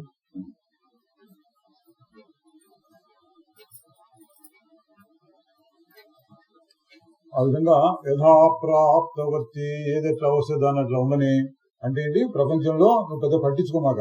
ఏం పట్టించుకో, మరి ఏం చేయాలండి అంటే నీ స్వరూపాన్ని గురించి పట్టించుకో.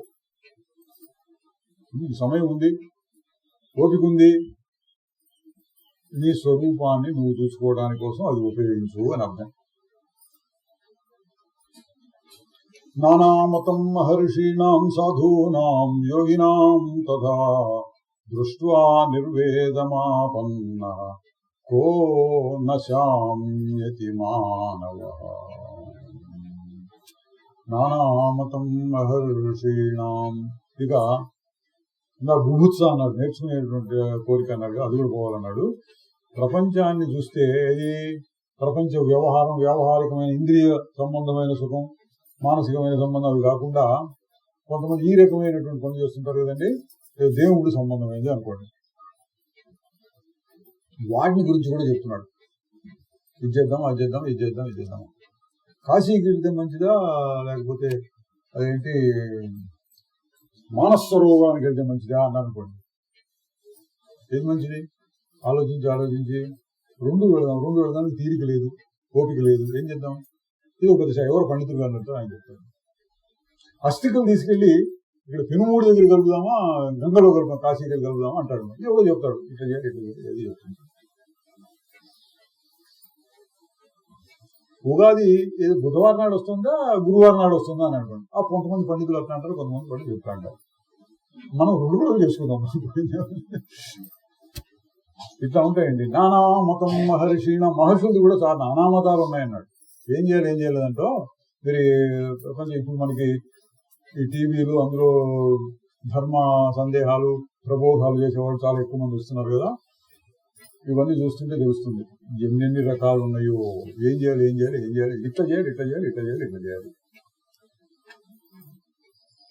పోనీ ఏదో ఒకటి చేద్దామని అనుకుంటే దానికి వ్యతిరేకంగా చెప్పేవాడు కూడా తయారవుతుంది.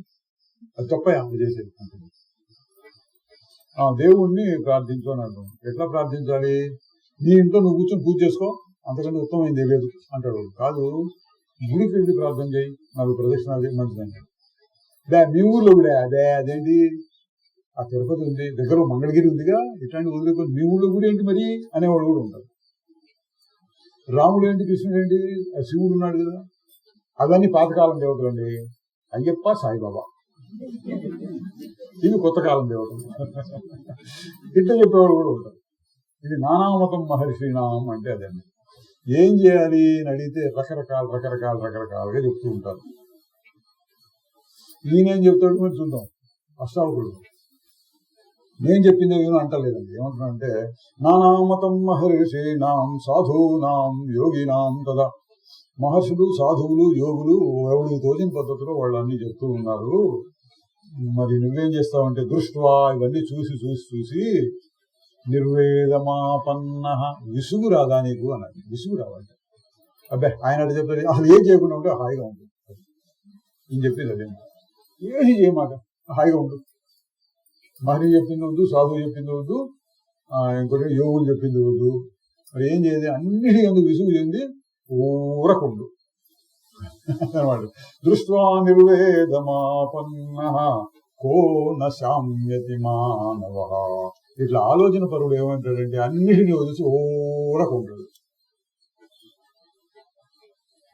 ఇది హాయిగా ఉంటుంది.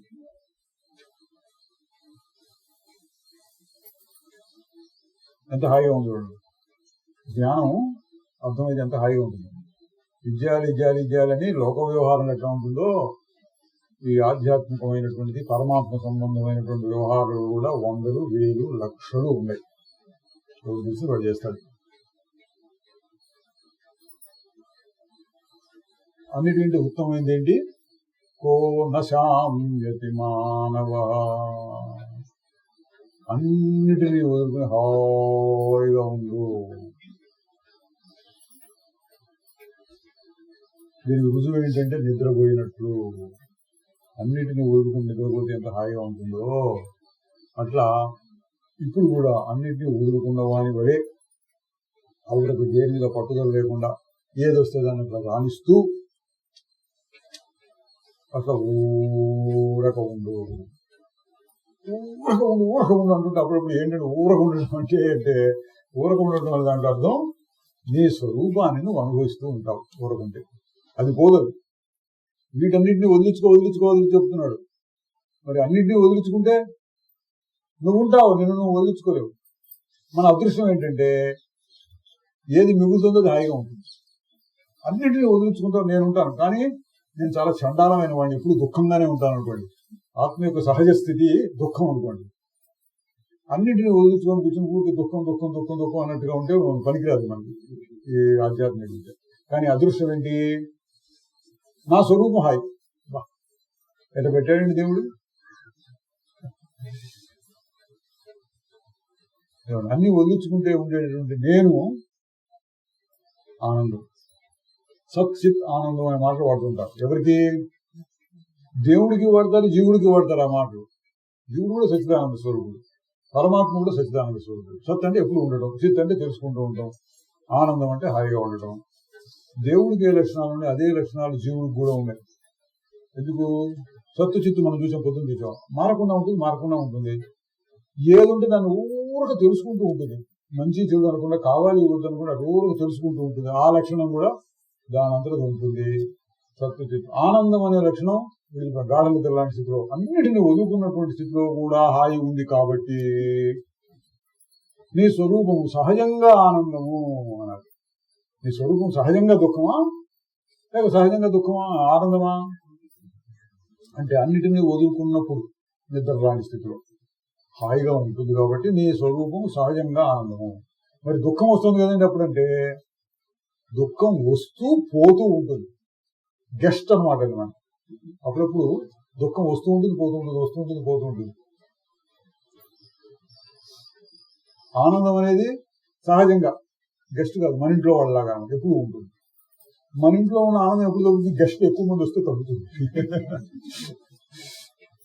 ఏ గెస్ట్ లేకుండా ఏదో మన వరకు మనం వండుకొని తింటున్నాం అనుకోండి, హాయిగా ఉంటుంది. గెస్ట్లు వస్తే 10 మందికి చేయాలనుకోండి, చేసేవాళ్ళకి చాకరీ తెలుస్తుంది, తినేవాళ్ళకి హాయిగా ఉంటుంది. అట్లా ఇప్పుడు దుఃఖం అనేటువంటిది ఆగంతుకము అన్నాడు. ఆగంతుకం అంటే వచ్చిపోతూ ఉండేది. సుఖము స్వాభావికం, దుఃఖం ఆగంతుకం పై తోచుతుంది అన్నాడు. దుఃఖం ఆగంతుకం వస్తూ పోతుంది, ఏదో నిమిత్తం మాత్రం. అది మనది పిచ్చి పని చేస్తే దుఃఖం వస్తుంది, ఏం చేయకుండా ఉంటే హాయిగా ఉంటుంది. ఏంటి పిచ్చి పని అంటే కోరిక. దానికి మూలం ఏంటంటే నీ స్వరూపాన్ని నువ్వు మర్చిపోవడం. ఇక్కడే సుఖం ఉన్నది అనే విషయాన్ని మర్చిపోతే ఇంకెక్కడో ఉన్నదాన్ని వెతుక్కోవడమే పిచ్చి పని. ఉదాహరణ చెప్తుంటారు, ఇంట్లో సూదిని పడేసుకుని బయట వెతుకుతున్నట్టు. ఎందుకంటే ఇంట్లో వెలుతురు సరిగ్గా లేదు, ఇక్కడ స్ట్రీట్ లైట్ ఉంది కదా, మన బజార్ దీపం, దాని కింద బాగా వెలుతురు ఉందని ఇక్కడ వెతుకుతున్నానండి, ఇది పడిపోయిన సూది కోసం. వెళ్తున్న చోట వెతకాలి కదా, చీకటి వెళ్తే ఎట్లా అన్నట్లుగా ఉంది. నువ్వు సుఖాన్ని నీ దగ్గర పెట్టుకుని ఇక్కడ ఉన్న దాన్ని మర్చిపోయి ఇక్కడ వెతుకుతున్నావు. అట్లా ఉంది ప్రపంచం పరిస్థితి అని. దానికి తగినట్లుగా చెప్పేవాడు చాలా మంది. ఇది నానామత మహర్షీణం సాధువునాం యోగినాం కదా, వీళ్ళందరూ చెప్పేవాడు చెప్తూనే ఉంటారు. వాటన్నిటినీ ఏం చెప్పన్నాడు? దృష్ట్వా నిర్వేదమాపన్న. నిర్వేదం అన్నమాట 2 సార్లు 3 సార్లు వచ్చింది ఇక్కడ. నిర్వేదం విసుగు చెంది, అబ్బా ఏం వద్దు, అన్ని వదిలించుకుంటే హాయిగా ఉంటుంది, ఏం చేయకుండా ఊరుకుంటే హాయిగా ఉంటుంది. ఇది ఏం జరిగింది?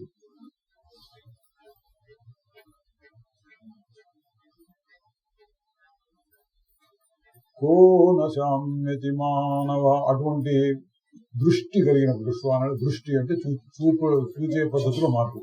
ఆ విధంగా చూడటం మొదలుపెడితే ప్రపంచంలో ఏం లేదు అని చూడేటువంటి దృష్టి వస్తే అప్పుడు శమిస్తాడు. శమించడం అంటే అన్ని ఆగిపోయి చప్పబడిపోయింది అంటున్నాం. అగ్ని ఒక కట్టెకి నిప్పు పెడితే కాలి కాలి కాలి కాలి కాలి చివరికి ఆరిపోతుంది. నిరింధన ఇవాన. ఇంధనం అంటే దానికి కట్టె అయిపోయేటప్పటికి నిప్పు కూడా చల్లబడిపోతుంది, చప్పబడిపోతుంది. అది శమించడం. ఆ విధంగా శమించు. అన్నింటినీ అటు ఊరకుంది. ఊరకుండటం అంటే మళ్ళీ కాళ్ళు చేతులు బిగదీసుకొని ఒక చోటు మూల కూర్చో, అది కూడా నా అర్థం కూడా కాదండి. ఎందుకని అది కూడా చెప్పారు. అటువంటి వాడు మిథ్యాచారుడు అన్నాడు భగవద్గీత. అన్ని బిగదీసుకొని కూర్చోవాలంటే ఏం జరుగుతుంది? దానికోసం ప్రయత్నం కావాలి, పెద్ద ప్రయత్నం కావాలి. ఈ కళ్ళకి చూసే అలవాటు అనుకోండి, మూసుకొని కూర్చున్నాను అనుకోండి, మూసుకొని తెరుచుకోవాలని చూస్తుంటుంది. అది తెరుచుకోవాలని చూస్తుంటే మూసుకో అంటుంటారు. ఆ ప్రయత్నం కాదు అది. ఏదో వినపడుతున్నాయి మైక్ లో, వినపడదు అని మూసుకు కూర్చుంటే అది ప్రయత్నం కాదు. అందువల్ల ఎట్లా ఉండమన్నాడు? ఏది ఎట్లా వస్తుంది దాన్ని స్వీకరించు. ఏ ప్రయత్నము లేకుండా ఏది ఎట్లా వస్తే దాన్ని అట్లా ఊరిక సాక్షి మాత్రంగా చూస్తూ ఉంటే అది అసలైన వదలటం. అసలైన వదలటం అంటే అదండి, లోపల ఆసక్తి లేకుండా ఉండటం. అది వదలటం, ఆసక్తి లేకుండా ఉండడం. లోపల ఆసక్తి లేకుండా బయటికి ఏమైనా చేయొచ్చు అన్నాడు. ఎవరన్నారు? శ్రీ భగవానుడు అన్నాడు. ఈ లోకులందరినీ చంపినప్పటికీ నువ్వు చంపిన వాడు కావు, చంపు అన్నాడు. అందరినీ చంపినా సరే నువ్వు చంపిన వాడు కాదు. ఎప్పుడు 2 కండిషన్ పెట్టాడు. అహంకారం లేకుండా ఉండాలి. నేను చంపుతున్నా భావం ఉండు. అది జరుగుతోంది అన్న భావంతో చేయి. నాహంకృతో భావం వేస్తే నాహంకృతో భావం బుద్ధిని వేస్తే నలిపితే అన్నాడు. బుద్ధికి అంటుకోకూడదు. అయ్యా ఇది చేయొచ్చా చేయకూడదా, అయ్యో నేను ఇంత పని చేశానే, ఇవన్నీ రాకూడదు. అంతే, చేతులు వేస్తూనే బాణం వేస్తున్నాను, వాడు వస్తున్నాడు, అంతే. నీకు దృష్టి ఇటు చేయాలి, ఇట చేయాలి అంతే. వాడు చంపాలి అంతే. ఎందుకు చంపాలి? అని కానీ అయ్యో చంపానే పాపం వచ్చింది ఇవి కానీ ఏం ఆలోచనలు చేస్తూ ఉండాలన్నారు. అహంకారం లేకుండా బుద్ధికి అంటుకోకుండా అసంగంగా అలిప్తంగా ఉంటే నువ్వు వీళ్ళందరినీ చంపినప్పటికీ చంపిన వాళ్ళవు కావు. ఎందుకంటే అది జ్ఞానం అండి. అక్కడ నువ్వు చేసిందో వచ్చింది కాదు. జ్ఞానం ఏంటి? నిజంగా నువ్వు చేసేవాడివి కావు. అర్జునుడి దృష్టితో చెప్పామనుకోండి, ఇట్లా బాణం వేయాలి, చెయ్యి లేవాలి, విలును పట్టుకోవాలి. చేతిలో శక్తి ఎక్కడి నుంచి వచ్చింది? చేతిలో శక్తి ఎక్కడి నుంచి వచ్చింది? చెయ్యి పట్టుకుని బాణం వేయడానికి కావాల్సిన శక్తి ఎక్కడి నుంచి వచ్చింది? నా శక్తి అనుకుంటాడా, లేక ఆ శక్తి ఎక్కడి నుంచి వచ్చింది అంటాడా? ఎక్కడి నుంచి వస్తుంది శక్తి? శరీరంలో శక్తి ఎక్కడి నుంచి వచ్చింది? మనకు కూడా, అర్జునుడికి కానీ మనకు కానీ శరీరం వచ్చింది. ఈ శరీరంలో శక్తి ఎక్కడి నుంచి వచ్చింది? ఏమో. మనం నడుస్తున్నామండి, నడిచే శక్తి వచ్చింది. నేను నడుస్తున్నాను కదా, అహంకారం. నడిచే శక్తి ఎక్కడి నుంచి వచ్చింది? ఈ శరీరానికి అటువంటి శక్తి వచ్చింది, ప్రకృతిలోనే వచ్చింది. ఇంకొక శరీరం 4 కాళ్ళ మీద నడుస్తుంది, అది ఎక్కడ నడుస్తుంది? దానికి ఆ శక్తి ఉంది. అది 2 కాళ్ళ మీద నడవలేదు. నువ్వు 2 కాళ్ళు 2 చేతుల మీద నువ్వు నడవలేవు. దానికి ఆ శక్తి ఉంది, నీకు ఈ శక్తి ఉంది. మరి ఎక్కడి నుంచి వస్తున్న ఈ శక్తి అంటే సృష్టిలో ఉన్నది. నేను ఇట్లా ఆలోచించి ఇట్లా ఈ పని చేశాను, ఇంకొక రకంగా ఆలోచించి అదే పని ఇంకొక రకంగా చేశాడు. ఎక్కడి నుంచి వచ్చింది ఆలోచన? వాడికి అట్లా ఎందుకు ఆలోచన వచ్చింది, వీడికి ఇట్లా ఎందుకు ఆలోచన వచ్చింది? ఏమో. ఇదంతా పనులు జరుగుతున్నాయి, నేనేనటం కాదు. అర్జునుడికి వాడిని చంపాలి అని బుద్ధి పుట్టిందండి. వాడిని చంపాలని బుద్ధి పుట్టింది. నేను చూడు ఎడ చంపుతాను మంచి మంచి ప్రతిజ్ఞలు చేసుకుంటుంటారు వాళ్ళు. కథల్లో తమాషా చెబుతుంటాడు. మరి ఎంత దూరంలో ఉన్నారో ఏమో కానీ పెద్దగా అరుస్తాడో ఏం చేస్తాడో, నిన్ను చంపుతాను, చంపరా చూద్దాం, ఛాలెంజ్ చేసుకుంటూ ఉంటారు, తొడగొట్టుకుంటూ ఉంటారు. అది యుద్ధాలు తెలుస్తున్నట్టు మనకి కథల్లో ఉంటాయి, భారతంలో కానీ రామాయణంలో కూడా ఉంటాయి. చూస్తే ఎట్లా వీడికి ఆ శక్తి వస్తుంది, యుద్ధం చేసే శక్తి ఎక్కడి నుంచి వచ్చింది? చేతుల్లో ఉంది, మనసులో ఉంది, బుద్ధిలో ఉంది. ఇవన్నీ పనిచేయడానికి నెత్తురు ప్రవహించాలి. నెత్తురు ఎక్కడి నుంచి వచ్చింది? అది ఎట్లా ప్రవహిస్తుంది? ఆ శక్తి ఎక్కడి నుంచి వచ్చింది? ఆహారం కావాలి, ఆహారం తీసుకునే శక్తి ఎట్లా వచ్చింది? ఆహారం ఏదో పాటు చెట్టు నుంచి పోయి ఒక పండు కోసుకొచ్చి అనుకున్నా అది జీర్ణం చేసుకునే శక్తి ఎక్కడి నుంచి వచ్చింది? ఒకవేళ అది పొట్టలో జీర్ణమైనా ఆ జీర్ణం చేసుకుని వచ్చిన శక్తి చేతుల దాకా ఎట్లా వచ్చింది? ఇవన్నీ ఆలోచిస్తూ ఉంటే ఏమొస్తుందండి? నాకు ఏం తెలియదండి, నేను ఇంత అజ్ఞాని అనిపిస్తుంది. ఏం తెలియదు మనకి, అంత అజ్ఞానం మనకేం తెలియదు.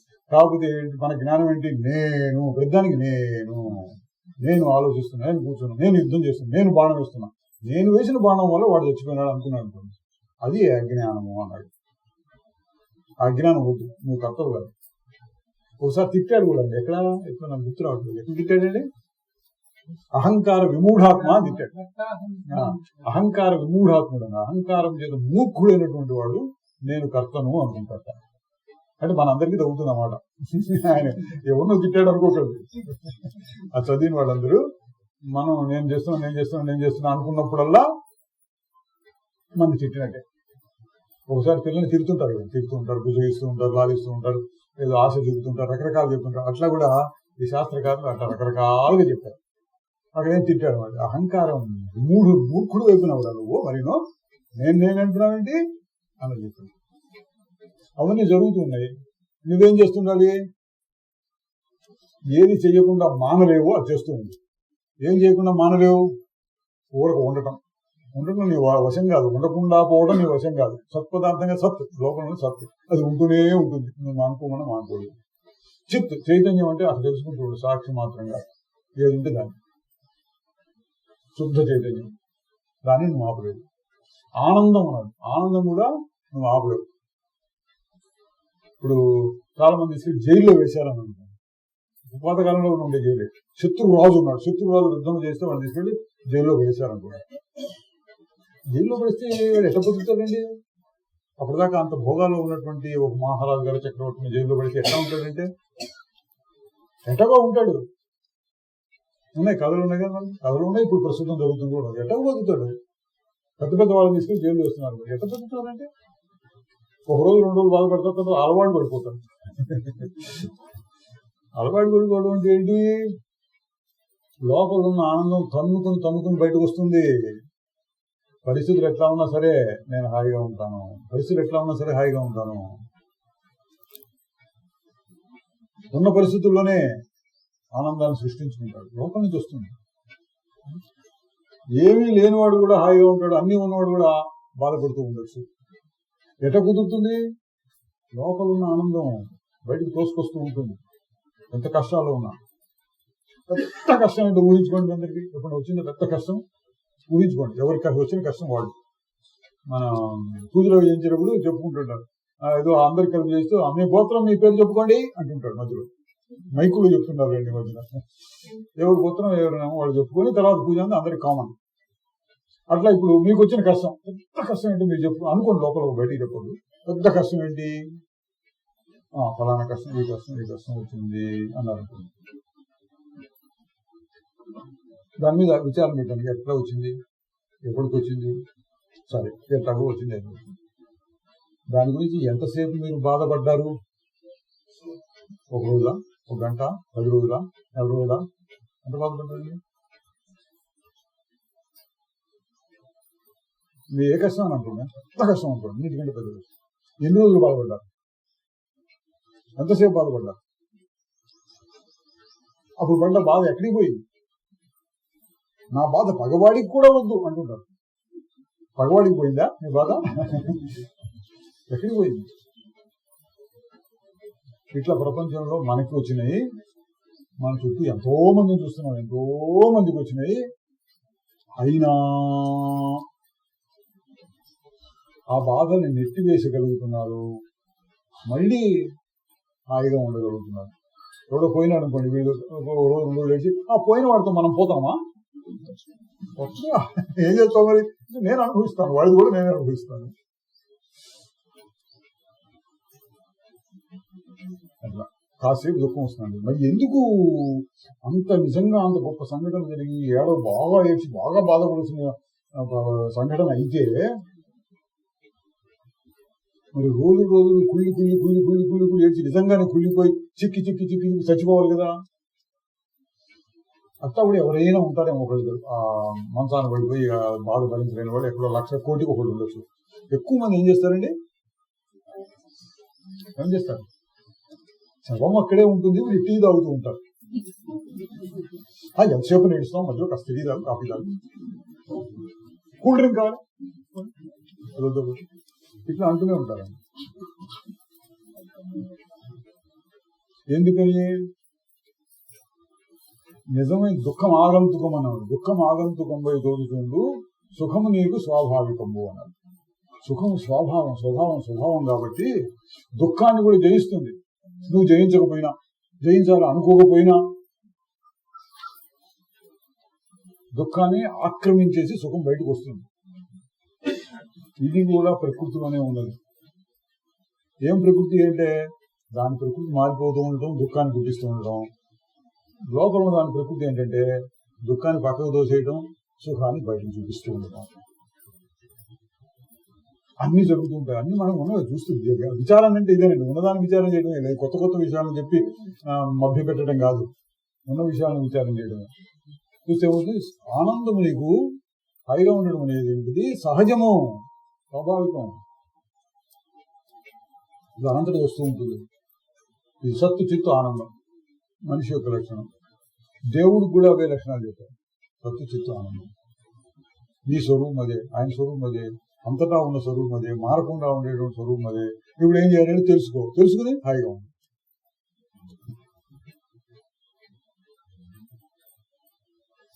ఏవం జ్ఞాత్వా సుఖీ భవ, ఈ విధంగా తెలుసుకో సుఖంగా ఉంది.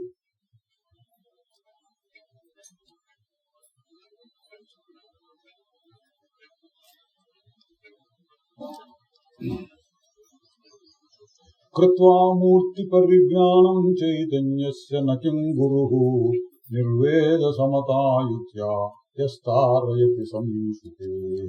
గురువు అంటే ఎవరు అని కూడా చెప్తున్నాను. గురువు అంటే ఎవరంటే ఈ నిర్వేదాన్ని కలిగించేవాడు అన్నాడు.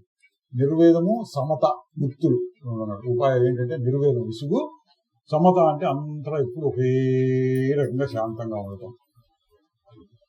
కృత్వా మూర్తి పరిజ్ఞానం. ఇక్కడ మూర్తి అంటే, మూర్తి అనే మాట రకరకాల అర్థాలు చెప్తుంది. ఈ సందర్భంలో మూర్తి అంటే తన యొక్క స్వరూపాన్ని, శుద్ధ చైతన్యం లేక ఆత్మ యొక్క స్వరూపాన్ని తెలిపిడి చేసి నీకు నిర్వేదము సమత అనే రెండింటినీ కలిగించినటువంటి వాడే గురువు. యస్తారయతి సంస్కృతే, సంసారం నుంచి నేను తరింపజేస్తున్నాడు. అటువంటి గురువునికి నువ్వు ఏం చేయాలి అంటే ఏం చేయక్కర్లా, ఏం చేసేది లేదు. గురువు అంటే ఎవరంటే ఇదనమాట, ఈ సంసారం నుండి తప్పించువాడు. చైతన్యం యొక్క యథార్థాన్ని నీకు తెలియజేసి, ప్రస్తుతం మనకి అష్టావకుడు అనుకోండి, ఈ రూపంలో ఇక్కడ చెప్తున్నాడు. తస్య భూత వికారాం సంభూత మాత్రాం యథార్థతః తక్షణాత్ బంధ నిర్ముక్తః స్వరూపస్థో భవిష్యసి. భూతముల యొక్క వికారములనన్నింటినీ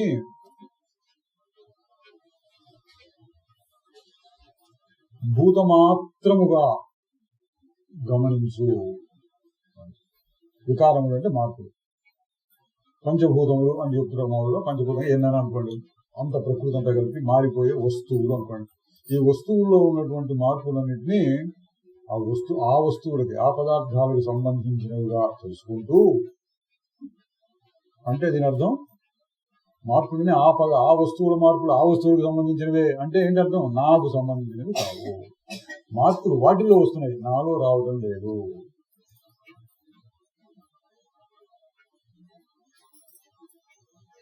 ఇంకో చెప్పాం, సుఖం వచ్చింది, దుఃఖం వచ్చింది అనుకోండి, అది మార్పు వచ్చింది, మనసులో మార్పు వచ్చి దుఃఖంగా వచ్చింది. ఆ మార్పు ఎక్కడొచ్చింది?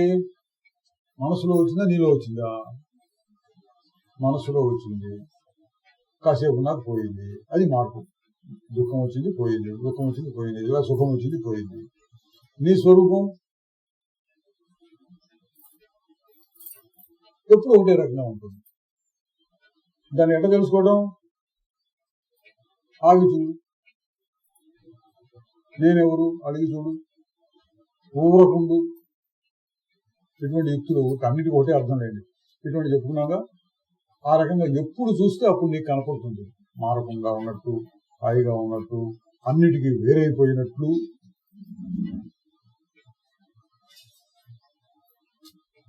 అలా చేస్తే తక్షణాత్ బంధ నిర్ముక్త. ఏ కష్టం వచ్చినా సరే అది భూతములకు సంబంధించింది అన్నాడు. ఇక్కడ భూతం అంటే మనస్సు అని పెట్టుకోండి, అదంతా మనస్సుకు సంబంధించింది. బయట ఒక అవి మార్పులు, ప్రకృతిలో మార్పులు, ప్రకృతికి సంబంధించింది. ఇట్లా ఎప్పటికప్పుడు నువ్వు తెలుసుకుంటూ ఉంటే తక్షణాత్ అప్పటికప్పుడే బంధ నిర్ముక్త స్వరూపస్థో భవిష్యసి. అప్పటికప్పుడే బంధం నుంచి విడిపడతావు. ఏంటి? భూతముల యొక్క వికారములుగా మాత్రమే తెలుసుకో అన్నాడు. ఏ మార్పు వచ్చినా సరే, బయట ఏదైనా జరిగితే ప్రకృతి స్వభావం, ఏదో మార్పు రావాలిగా. ఏ మార్పు లేకుండా ఉంటుందా ప్రపంచం? ఏ మార్పు లేకుండా ప్రపంచం ఉంటే ఈ వార్తాపత్రికలన్నీ క్లోజ్ అయిపోతాయి. పొద్దున్నే వార్తలు తీసుకో, వార్తలు ఎక్కడ ఉంటాయి? ప్రపంచంలో మార్పులు లేకపోతే టీవీ ఛానల్స్ ఇవన్నీ బంద్ అయిపోతాయి. ఇవన్నీ ఎందుకు వస్తున్నాయి అంటే మార్పులు. ఏదో పొద్దున్న రాగానే అబ్బో జరిగింది. న్యూస్ ఛానల్ పెట్టగా అది జరిగింది. ఎందుకు? మార్పులు. కానీ నువ్వేం చేయాలి? ఇవన్నీ ప్రకృతికి సంబంధించిన మార్పులు అంటే అర్థం నాది కావు, నేను మారలేదు.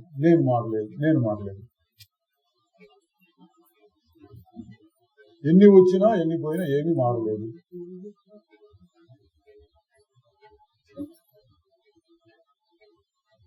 ఏ మార్పు లేకుండా ఉన్నాను.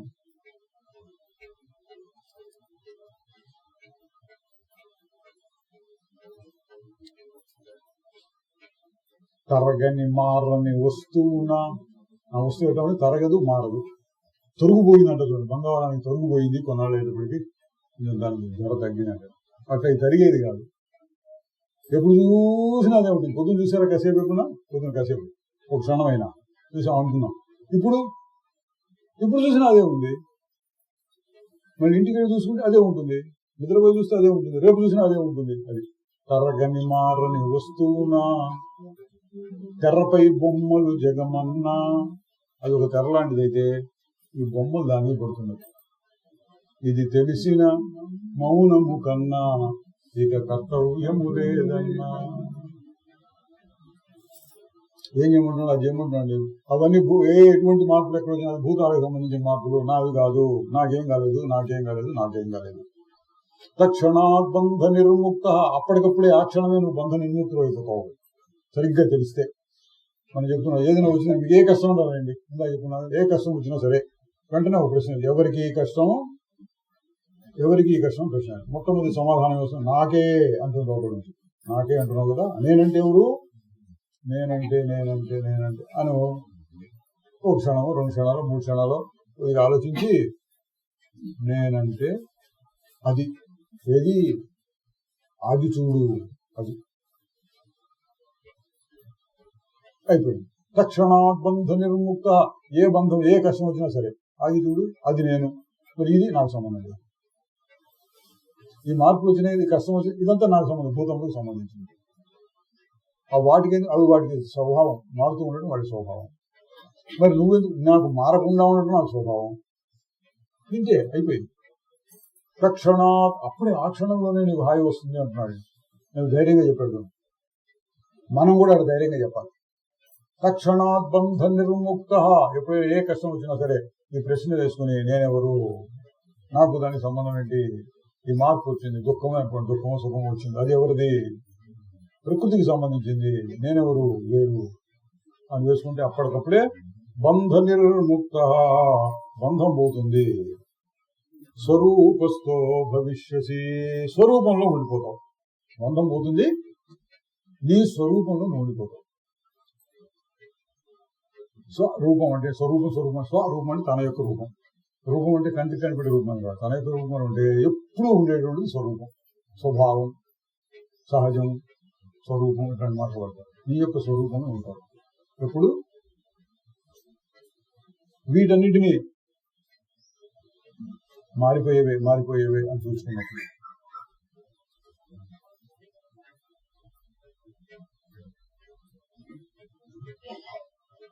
తక్షణాత్ బంధ నిర్ముక్త, తక్షణమే ఆ క్షణంలోనే బంధ నిర్ముక్త. స్వరూపస్థో భవిష్యసి, స్వరూపాన్ని తెలుసుకోగలుగుతావు, స్వరూపంలో ఉండగలుగుతావు. ఎప్పుడు ఏ మార్పు వచ్చినా సరే, అబ్బే ఇది మనసులో వచ్చిన మార్పు, ప్రపంచంలో వచ్చిన మార్పు, ఆత్మకు వచ్చిన మార్పు, అంటే నాకు వచ్చిన మార్పు కాదు, నాలో మార్పు లేదు. వాసనాయేవ సంసారః ఇది సర్వా విముంచతాః తత్యాగో వాసనా త్యాగాత్ స్థితిరజ్జయథా తథా. సంసారం అంటే వాసనయే అన్నది. ఇక్కడ వాసన అన్నమాట మనం చాలా సార్లు వాడుతూ ఉంటాం. వాసన అంటే ఏంటి, లోపల దాక్కుని ఉందన్నమాట, తెలియకుండా. మనకు ఉదాహరణ, ఇంగు పెట్టిన గుడ్డ అనుకుంటారు సామెత. ఒక గుడ్డలో ఇంగు పడుతుంది, తర్వాత ఎప్పుడు చూసినా ఇంగు వాసన చాలా కాలం వస్తూనే ఉంటుంది. ఇంగు పెట్టిన సీసాలని గుర్తు, సీసాల డబ్బాలు వస్తుంది కదా, ఇంగు అంతా తీసి పారేసి ఒకసారి నీళ్లతో కడిగిపోయినా కూడా ఇంకా వాసన వస్తూనే ఉంటుంది. అటువంటి వాసన అన్నమాట, లోపల ఎప్పుడు దాక్కొని ఉంటుంది. మనం ఎంత జ్ఞానం చెప్పినా, ఏం జ్ఞానం చెప్పినావు, నువ్వు మారని స్వరూపము, శరీరం కాదు అని చెప్పినా మళ్ళీ నేను శరీరమేను అన్నట్లుగా మాట్లాడుతున్నాను లోపల. పోనీ మన ఎదురుకుండా వచ్చి మన ఎదిరించి పోరాడి యుద్ధం చేస్తుందని చేయదు, లోపల ఎక్కడ సన్నగా ఉంటుంది, మనకు తెలియకుండా వచ్చింది. దోమలు ఉంటాయి రాదు, మనం ఏదో ఆలోచించుకుని వచ్చి ఎక్కడో కూర్చున్నాం, పుట్టింది దద్దయినా తెలుస్తుంది. అట్లా వాసన అనేది ఎక్కడో ఏదో మూల ఉంటుంది, అట్లా బయటపడుతుంది. అది వాసన అన్నది. అసలు సంసారానికి కారణం ఈ వాసన. వాసన అంటే కోరిక అని అర్థం కూడా చెప్పుకోవచ్చు. వాసనాయేవ సంసారః, దేని మీదైనా సరే మంచి చెడు, ఇది కావాలి వద్దు, ఇవన్నీ వాసనలు. నేను శరీరము అనుకోవడం వాసన, ఈ ప్రపంచము సత్యము అనుకోవడం వాసన. రెండు వాసన, ముఖ్యమైన వాసనలు ఉండండి. అంటే ఎన్నో ఉంటాయి, చిన్న చిన్న చెప్పుకుంటే. ముఖ్యమైన వాసనలు దేహ వాసన, లోక వాసన. లోకం అంటే ప్రపంచం సత్యం సత్యం సత్యం అనుకోవడం. కనపడుతోంది కదండి, ఇదే ఆర్గ్యుమెంట్. ఎవరు చెప్పినా కనపడుతోంది కదండి, ఇది కనపడుతుంది లేదంటారండి అంటారు. కనపడుతూ ఉన్నా లేనిదే అంటాను. ఎందుకని ఉండటం లేనిది అంటే అర్థం ఏంటంటే, ఉన్నది అని మాట్లాడితే ఎప్పుడు ఉండాలి. ఉన్నది కదండి లోకం, నిన్నున్నట్టుగా ఉంది ఇవాళ. నిన్నున్న లోకం ఇవాళ ఉంటే న్యూస్ పేపర్ ఎందుకు ఇంకా చెప్పుకున్నా, వార్తాపత్రికలు ఎందుకు వస్తాయి? ప్రపంచంలో ఎంత మార్పు రాకపోతే నేను ఎప్పుడు ఇట్లాగే ఉంటాను అనుకుంటే డాక్టర్లు ఎందుకు? నాలో మార్పు రాకపోతే వస్తుంది. మార్పులు మార్పులు మార్పులు మార్పులు లోకంలో వస్తూ ఉంటాయి.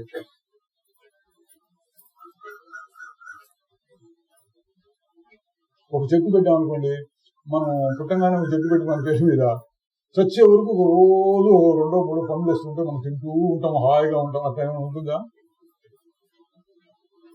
మార్పు మార్పు మార్పు మార్పు వస్తూ ఉంటుంది. దానికి చీడ పడుతుంది, పురుగు మందు కొట్టాలి, ఇవన్నీ ఉంటాయిగా.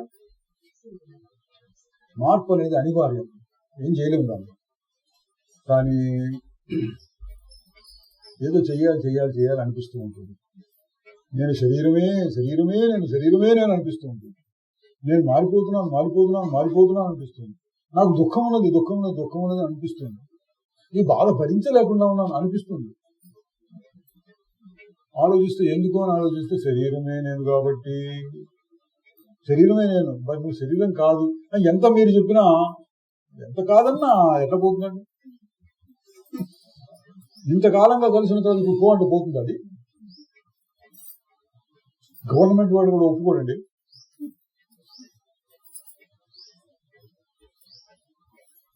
ఇది వాసన అంటే అన్నమాట. కాదన్నా సరే మళ్ళీ వస్తూ ఉంటుంది. అందువల్ల ఏం చెప్పాడు, ముఖ్యమైన భాగం, వాసనల వలననే బంధం కలుగుతుంది.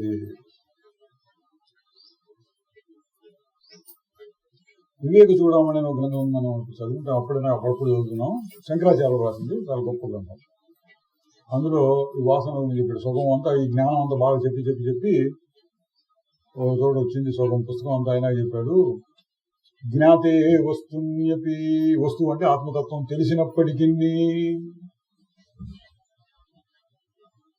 వాసన బలవతి, అనాది నుంచి ఉంది, చాలా బలవంతంగా ఉంటుంది. ఏం చేస్తూ ఉంటుందంటే కర్త భోక్త ప్యహమితి, నేను కర్తని, నేను భోక్తని అనిపిస్తూ ఉంటుంది. మనం ఏం చేస్తున్నాం, అనుకుంటూ ఉన్నాం. ఏది, నేను శరీరంగా నేను శుద్ధ ఆత్మ చైతన్యం అని మనం అనుకుంటూ ఉంటాం. అదేమో అనుకోకుండా ఊరికి అనిపిస్తూ ఉంటుంది.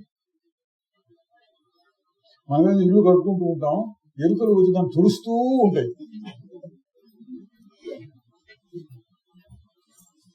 మనం ఇల్లంతా నీట్ గా శుభ్రంగా పెట్టుకుంటాం, బొద్దింకలు వచ్చి ఏదో మూల దూరుతాయి.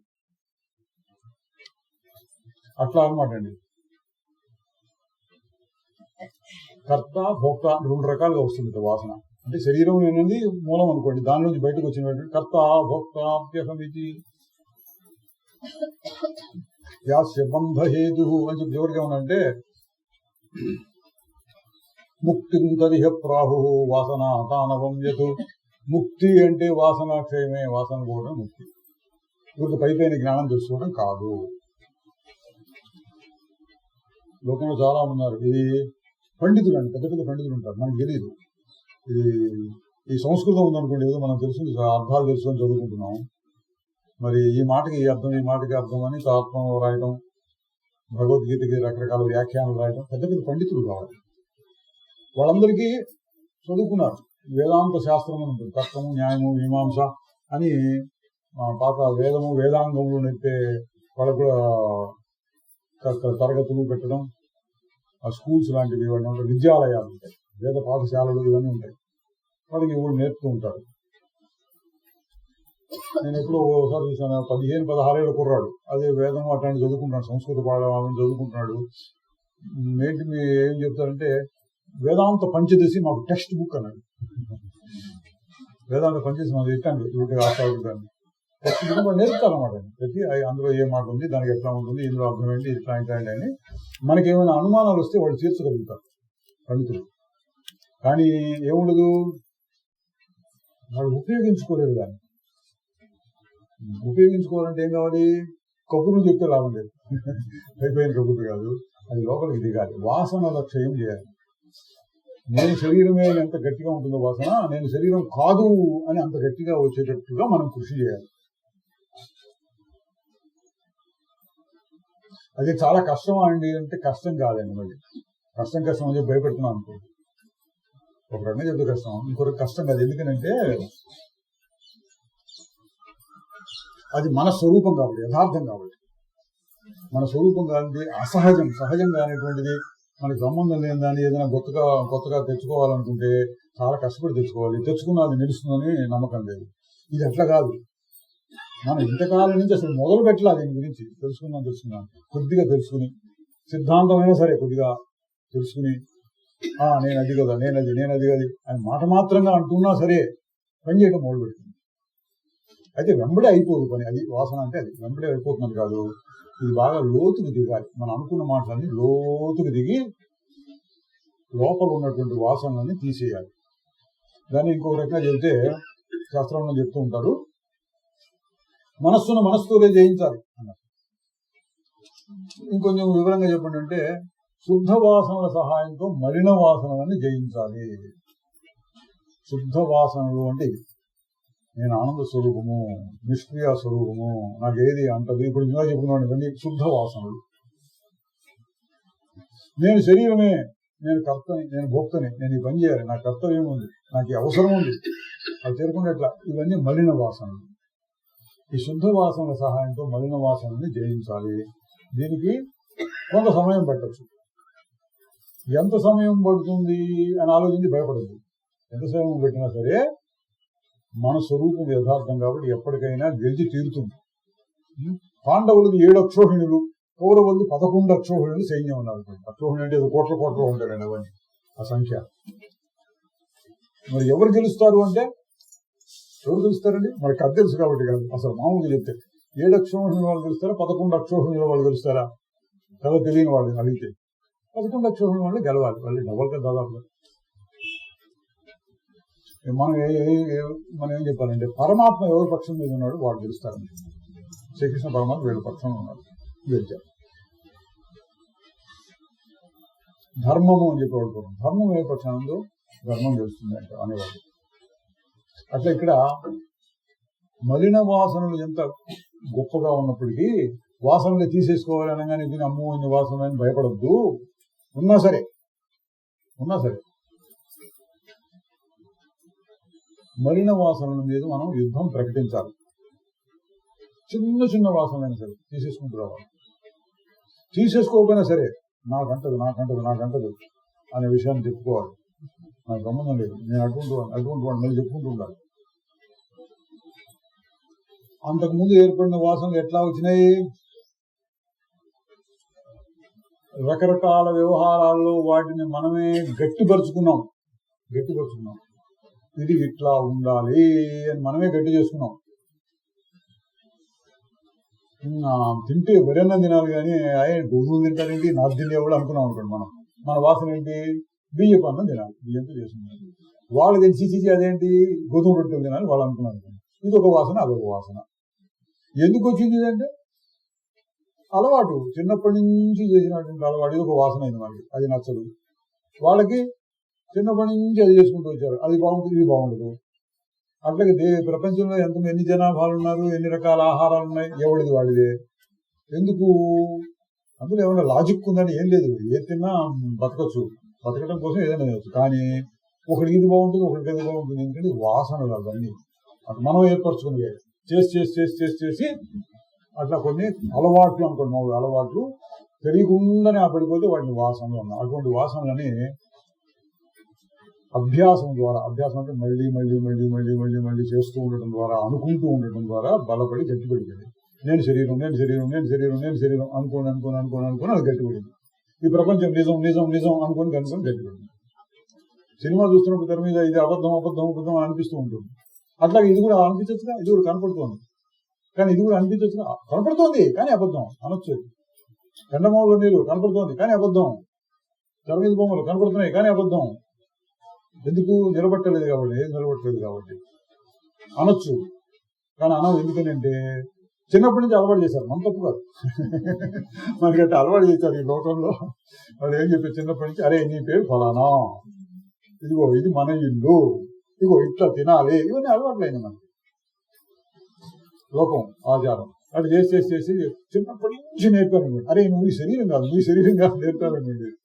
చిన్నపిల్లల నుంచి చెప్పడం మొదలుపెట్టాం అనుకోండి, వాడికి అర్థమైంది అనుకుంటే ఎట్లా ఉండేదో ఏమో, ఎట్లా ఉండేది ప్రపంచం తెలియదు. కానీ మనకి అలవాటైంది. ఒక జన్మలు అనేక జన్మలుగా ఈ వాసనలు వచ్చి వచ్చి వచ్చి వచ్చి వచ్చి బాగా గట్టిపడ్డాయి. అందుకోసం ఇవన్నీ చెప్పడం అదికండి. లేకపోతే పొద్దున్న చెప్పింది చాలు. ఏది నువ్వు సిద్ధు ఏసాం సాక్షిణం ఆత్మానం చిద్రూపం విద్ధి ముక్తయ్య అని ముక్తి కొరకు ఆ సిద్ధరూపాన్ని తెలుసుకోన్నాడు. అందుకొరకు చాలా అంటే చాలు, ఎప్పటికప్పుడు చూస్తే ఈ ఒక్క శ్లోకం చాలన్నట్టుంటుంది. కానీ నాకు ఇంకా కుదరటం లేదు అని అనిపిస్తే ఇది చదవాలి. నాకు కుదిరిందండి, నేను జనక మహారాజులాగా అట్లా ఉండిపోయినాను అని మీరు ఎవరు అనిపిస్తే ఈ మాటలు వినద్దు, అట్లా ఉండిపోండి. జనక మహారాజులాగా మీకేం అంటట్లేదు, హాయిగా ఉండండి. కాదండి అప్పుడప్పుడు మళ్ళీ కొంచెం ఏదో కష్టం వస్తున్నట్టు అనిపిస్తోంది అంటే కొన్ని వాసనలు ఉన్నాయి. వాసనాక్షయం కోసం కూడా కొంచెం ప్రయత్నం పడదు. ఏం ప్రయత్నం ఏం లేదు. మళ్ళీ ప్రయత్నం అంటే మళ్ళీ అది పోయి ఇది పోయి అది రావి చెట్టు సమిధులు అంటారు, రావి సమిధులు, మామిడి ఆకులు ఇవన్నీ తీసుకొచ్చి ఏదో హోమం చేసి అందులో అవి చేసి ఇవి చేసి మంత్రాలు చేసి అది చింత పెరికలు లేదా చీపుర్లు ఇట్లాంటివి తీసుకొచ్చి దయ్యాన్ని వదిలించడం అటువంటి ప్రయత్నాలు కాదు. వాసనలు వదిలించడం అటువంటి ప్రయత్నాలు కాదు. జ్ఞానమే, తెలుసుకోవడమే. నీ ప్రయత్నంతో లోపలే ఉంటుంది, బయటికి కనపడదు. ఒకటి అనిపించగానే ఇప్పుడు బాగా ఆకలిస్తుంది, ఎంతసేపు అనిపించింది, చాలాసేపు అనిపించింది, మరి ఆకలిస్తుంది అనిపించింది అనుకోండి, ఏం చేయాలని? ఆకలి ఎవరికి? ఆకలి ఎట్లా తీర్చుకుందాం అదొక రకమైన ప్రయత్నం అనుకోండి.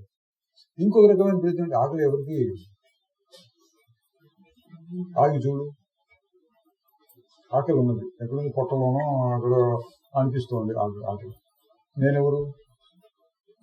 నేను వెలుగా ఉన్నానుగా, ఆకలిని తెలుసుకుంటున్నానుగా, నేను ఆకలి అంటే వేరుగా ఉండి తెలుసుకుంటున్నానుగా. ఇట్లా అనుకున్నారు అనుకోండి మీరు, ఇట్లా కొంతమంది అనుకున్నారు అనుకోండి, వాళ్ళు ఏం చేస్తున్నారు? వాసనాక్షయం కోసం ప్రయత్నం చేసినట్టు. అది ఎవరు ఆ విధంగా ప్రయత్నం చేశారో మనకు తెలియదు. ఇంకా రాలేదే అనుకుంటూ కూర్చున్నారు అనుకోండి, ఏది భోజనం లాంటి ఇంకా రాలేదు అనుకుంటున్నాను. వాళ్ళు చేసే ప్రయత్నం అది కూడా మనకు కనపడదు బయటికి. ఇంకా రావాలి అనుకుంటూ ఉంటారు. ఎవరికి ఆకలి? శరీరాన్ని కాదు, నీకేం నాకేం లేదు. మరి తిందామా దానదమా యథాప్రాప్తవర్తి, వస్తే తిన్నా లేదు. భోజనం వాళ్ళు ఏం చేస్తున్నారు? ఏం చేశారు? పొద్దున ఏం కూర జరిగారు? మనకి ఇష్టమైందేనా కాదా? ఇవన్నీ ఆలోచించగల. అవి వాసన. ఏం లేదు, నేను శరీరం కాదు, ఆకలి అనేది శరీరానికి సంబంధించింది, నాకు సంబంధం లేదు అనుకున్నాం అనుకోండి, మీరు సాధన చేసినట్టు. వాసనాక్షయం వైపు ఒక అడుగు పడింది అన్నమాట. ఒక అడుగు 1000 మైళ్ళ ప్రయాణమైన, అవునండి తర్వాత వినలా ఇప్పుడు, 1000 మైళ్ళ ప్రయాణమైన ఒక్క అడుగుతో మొదలు పెడదాం. కొద్దిగా పొదుపు చేసి పెద్ద మొత్తం సాధిద్దాం. చిన్న మొత్తాల పొదుపు సంస్థ, చిన్న కొద్దిగా పొదుపు చేయాలి. అట్లా ఈ వాసనాక్షయం కానీ జ్ఞానం కానీ ఇట్లా ఉపయోగించుకోవాలండి. ఒకసారి జ్ఞానం కలిగింది అయిపోయింది కాదు, కలిగిన దాన్ని సందర్భాన్ని బట్టి మనకి ఎప్పుడెప్పుడు ఇబ్బంది కలుగుతుంది. చిన్న ఇబ్బంది కావచ్చు,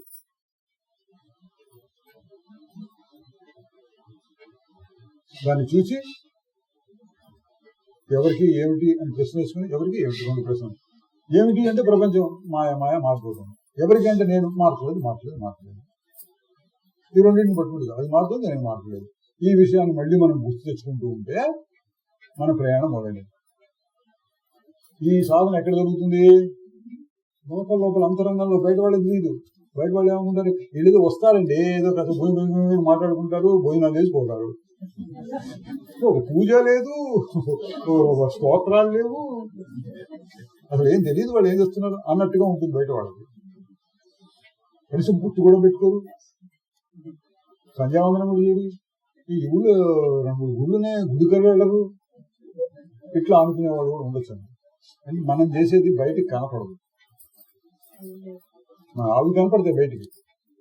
ఈ జ్ఞానం యోగం ఏంటంటే మనం చేసేది ఇంతవరకు కనపడుతుంది. వస్తే పుస్తకం చదువుకునే అంతవరకు కనపడుతుంది. తక్కినదంతా అసలు సాధన అంతా లోపల జరుగుతుంది. ఏం చేస్తున్నారో ఎవరికి వాళ్ళకే తెలుస్తుంది. ఇతరులకు చెప్పవలసిన అవసరం ఉందా? ఇతరులకు చెప్పవలసిన అవసరం ఉందా? మన జ్ఞానాన్ని, మీకు కలిగిన జ్ఞానాన్ని మీరు చెప్పుకుంటారా చెప్పుకోరా?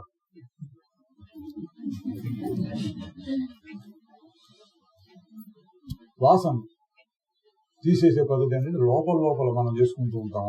బయటికి చెప్పాల్సిన పని కూడా లేదు. ఏదైనా అనుమానం వస్తే తీర్చగలిగిన వాళ్ళు ఎవరంటే సహజాతకులు లాంటి వాళ్ళు సత్సంగంలో మనకి మరి ఒకరికొకరు చెప్పుకుని దాన్ని గట్టి చేసుకుంటూ ఉండొచ్చు.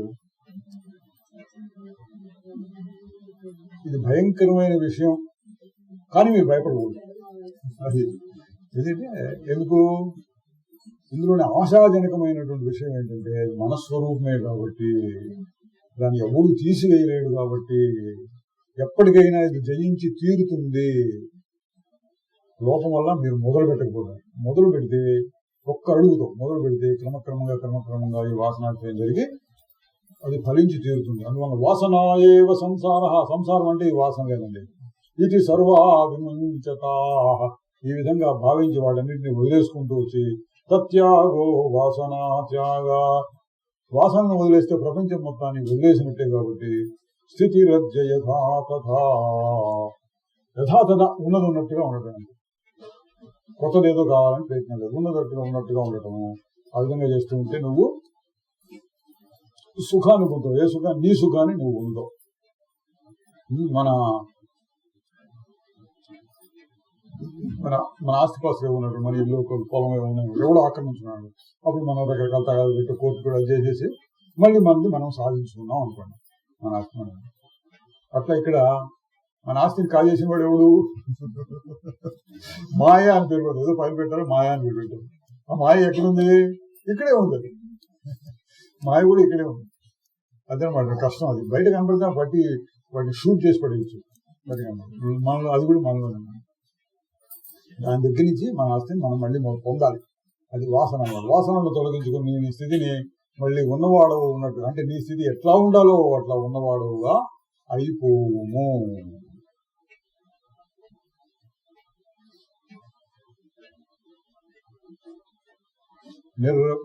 నిరవధి సుఖదం నిర్మల రూపం భేదరహితమైన బ్రహ్మానందం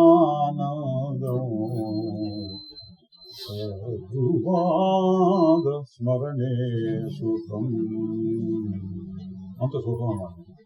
దాన్ని దృష్టిలో పెట్టుకుని కనీసం ఆశపడాలన్నమాట. అటువంటి సుఖం ఉంది కదా మన దగ్గర అని దానికోసం చేయగలిగిన ప్రయత్నం చేయాలి. ప్రయత్నం అంటే మరోసారి చెప్తాను, అంత లోపలే ఉంటున్నాను.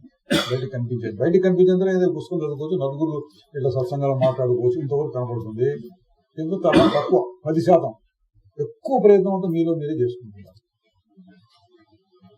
వాసనాక్షి చిదానంద రూప శివోహం శివోహం.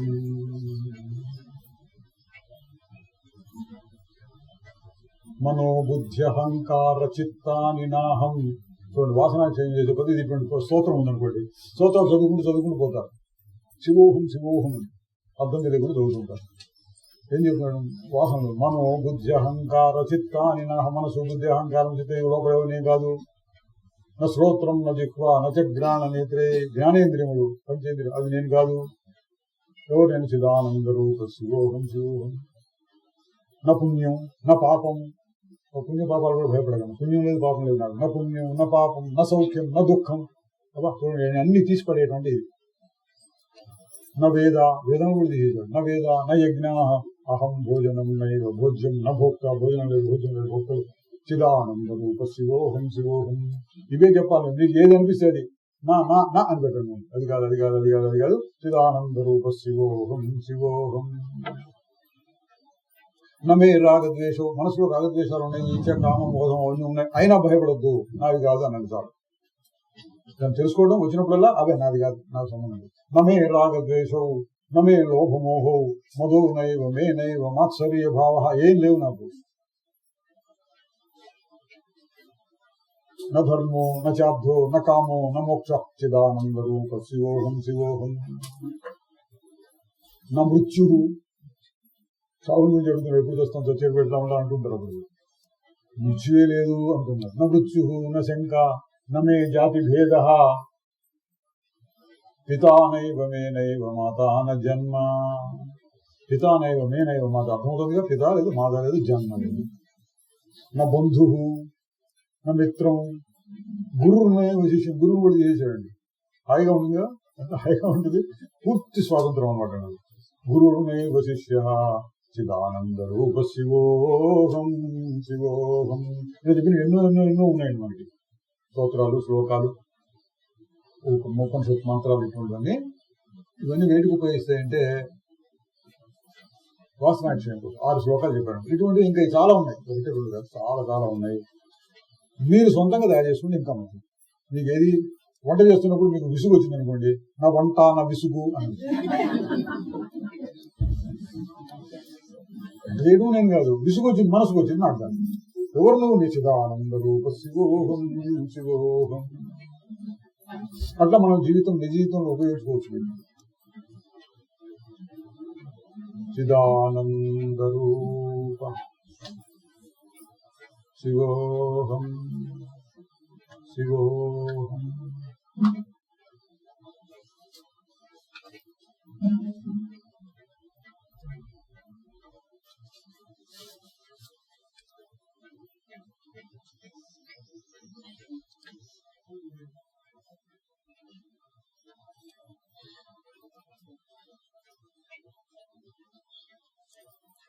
ఓం తత్సత్.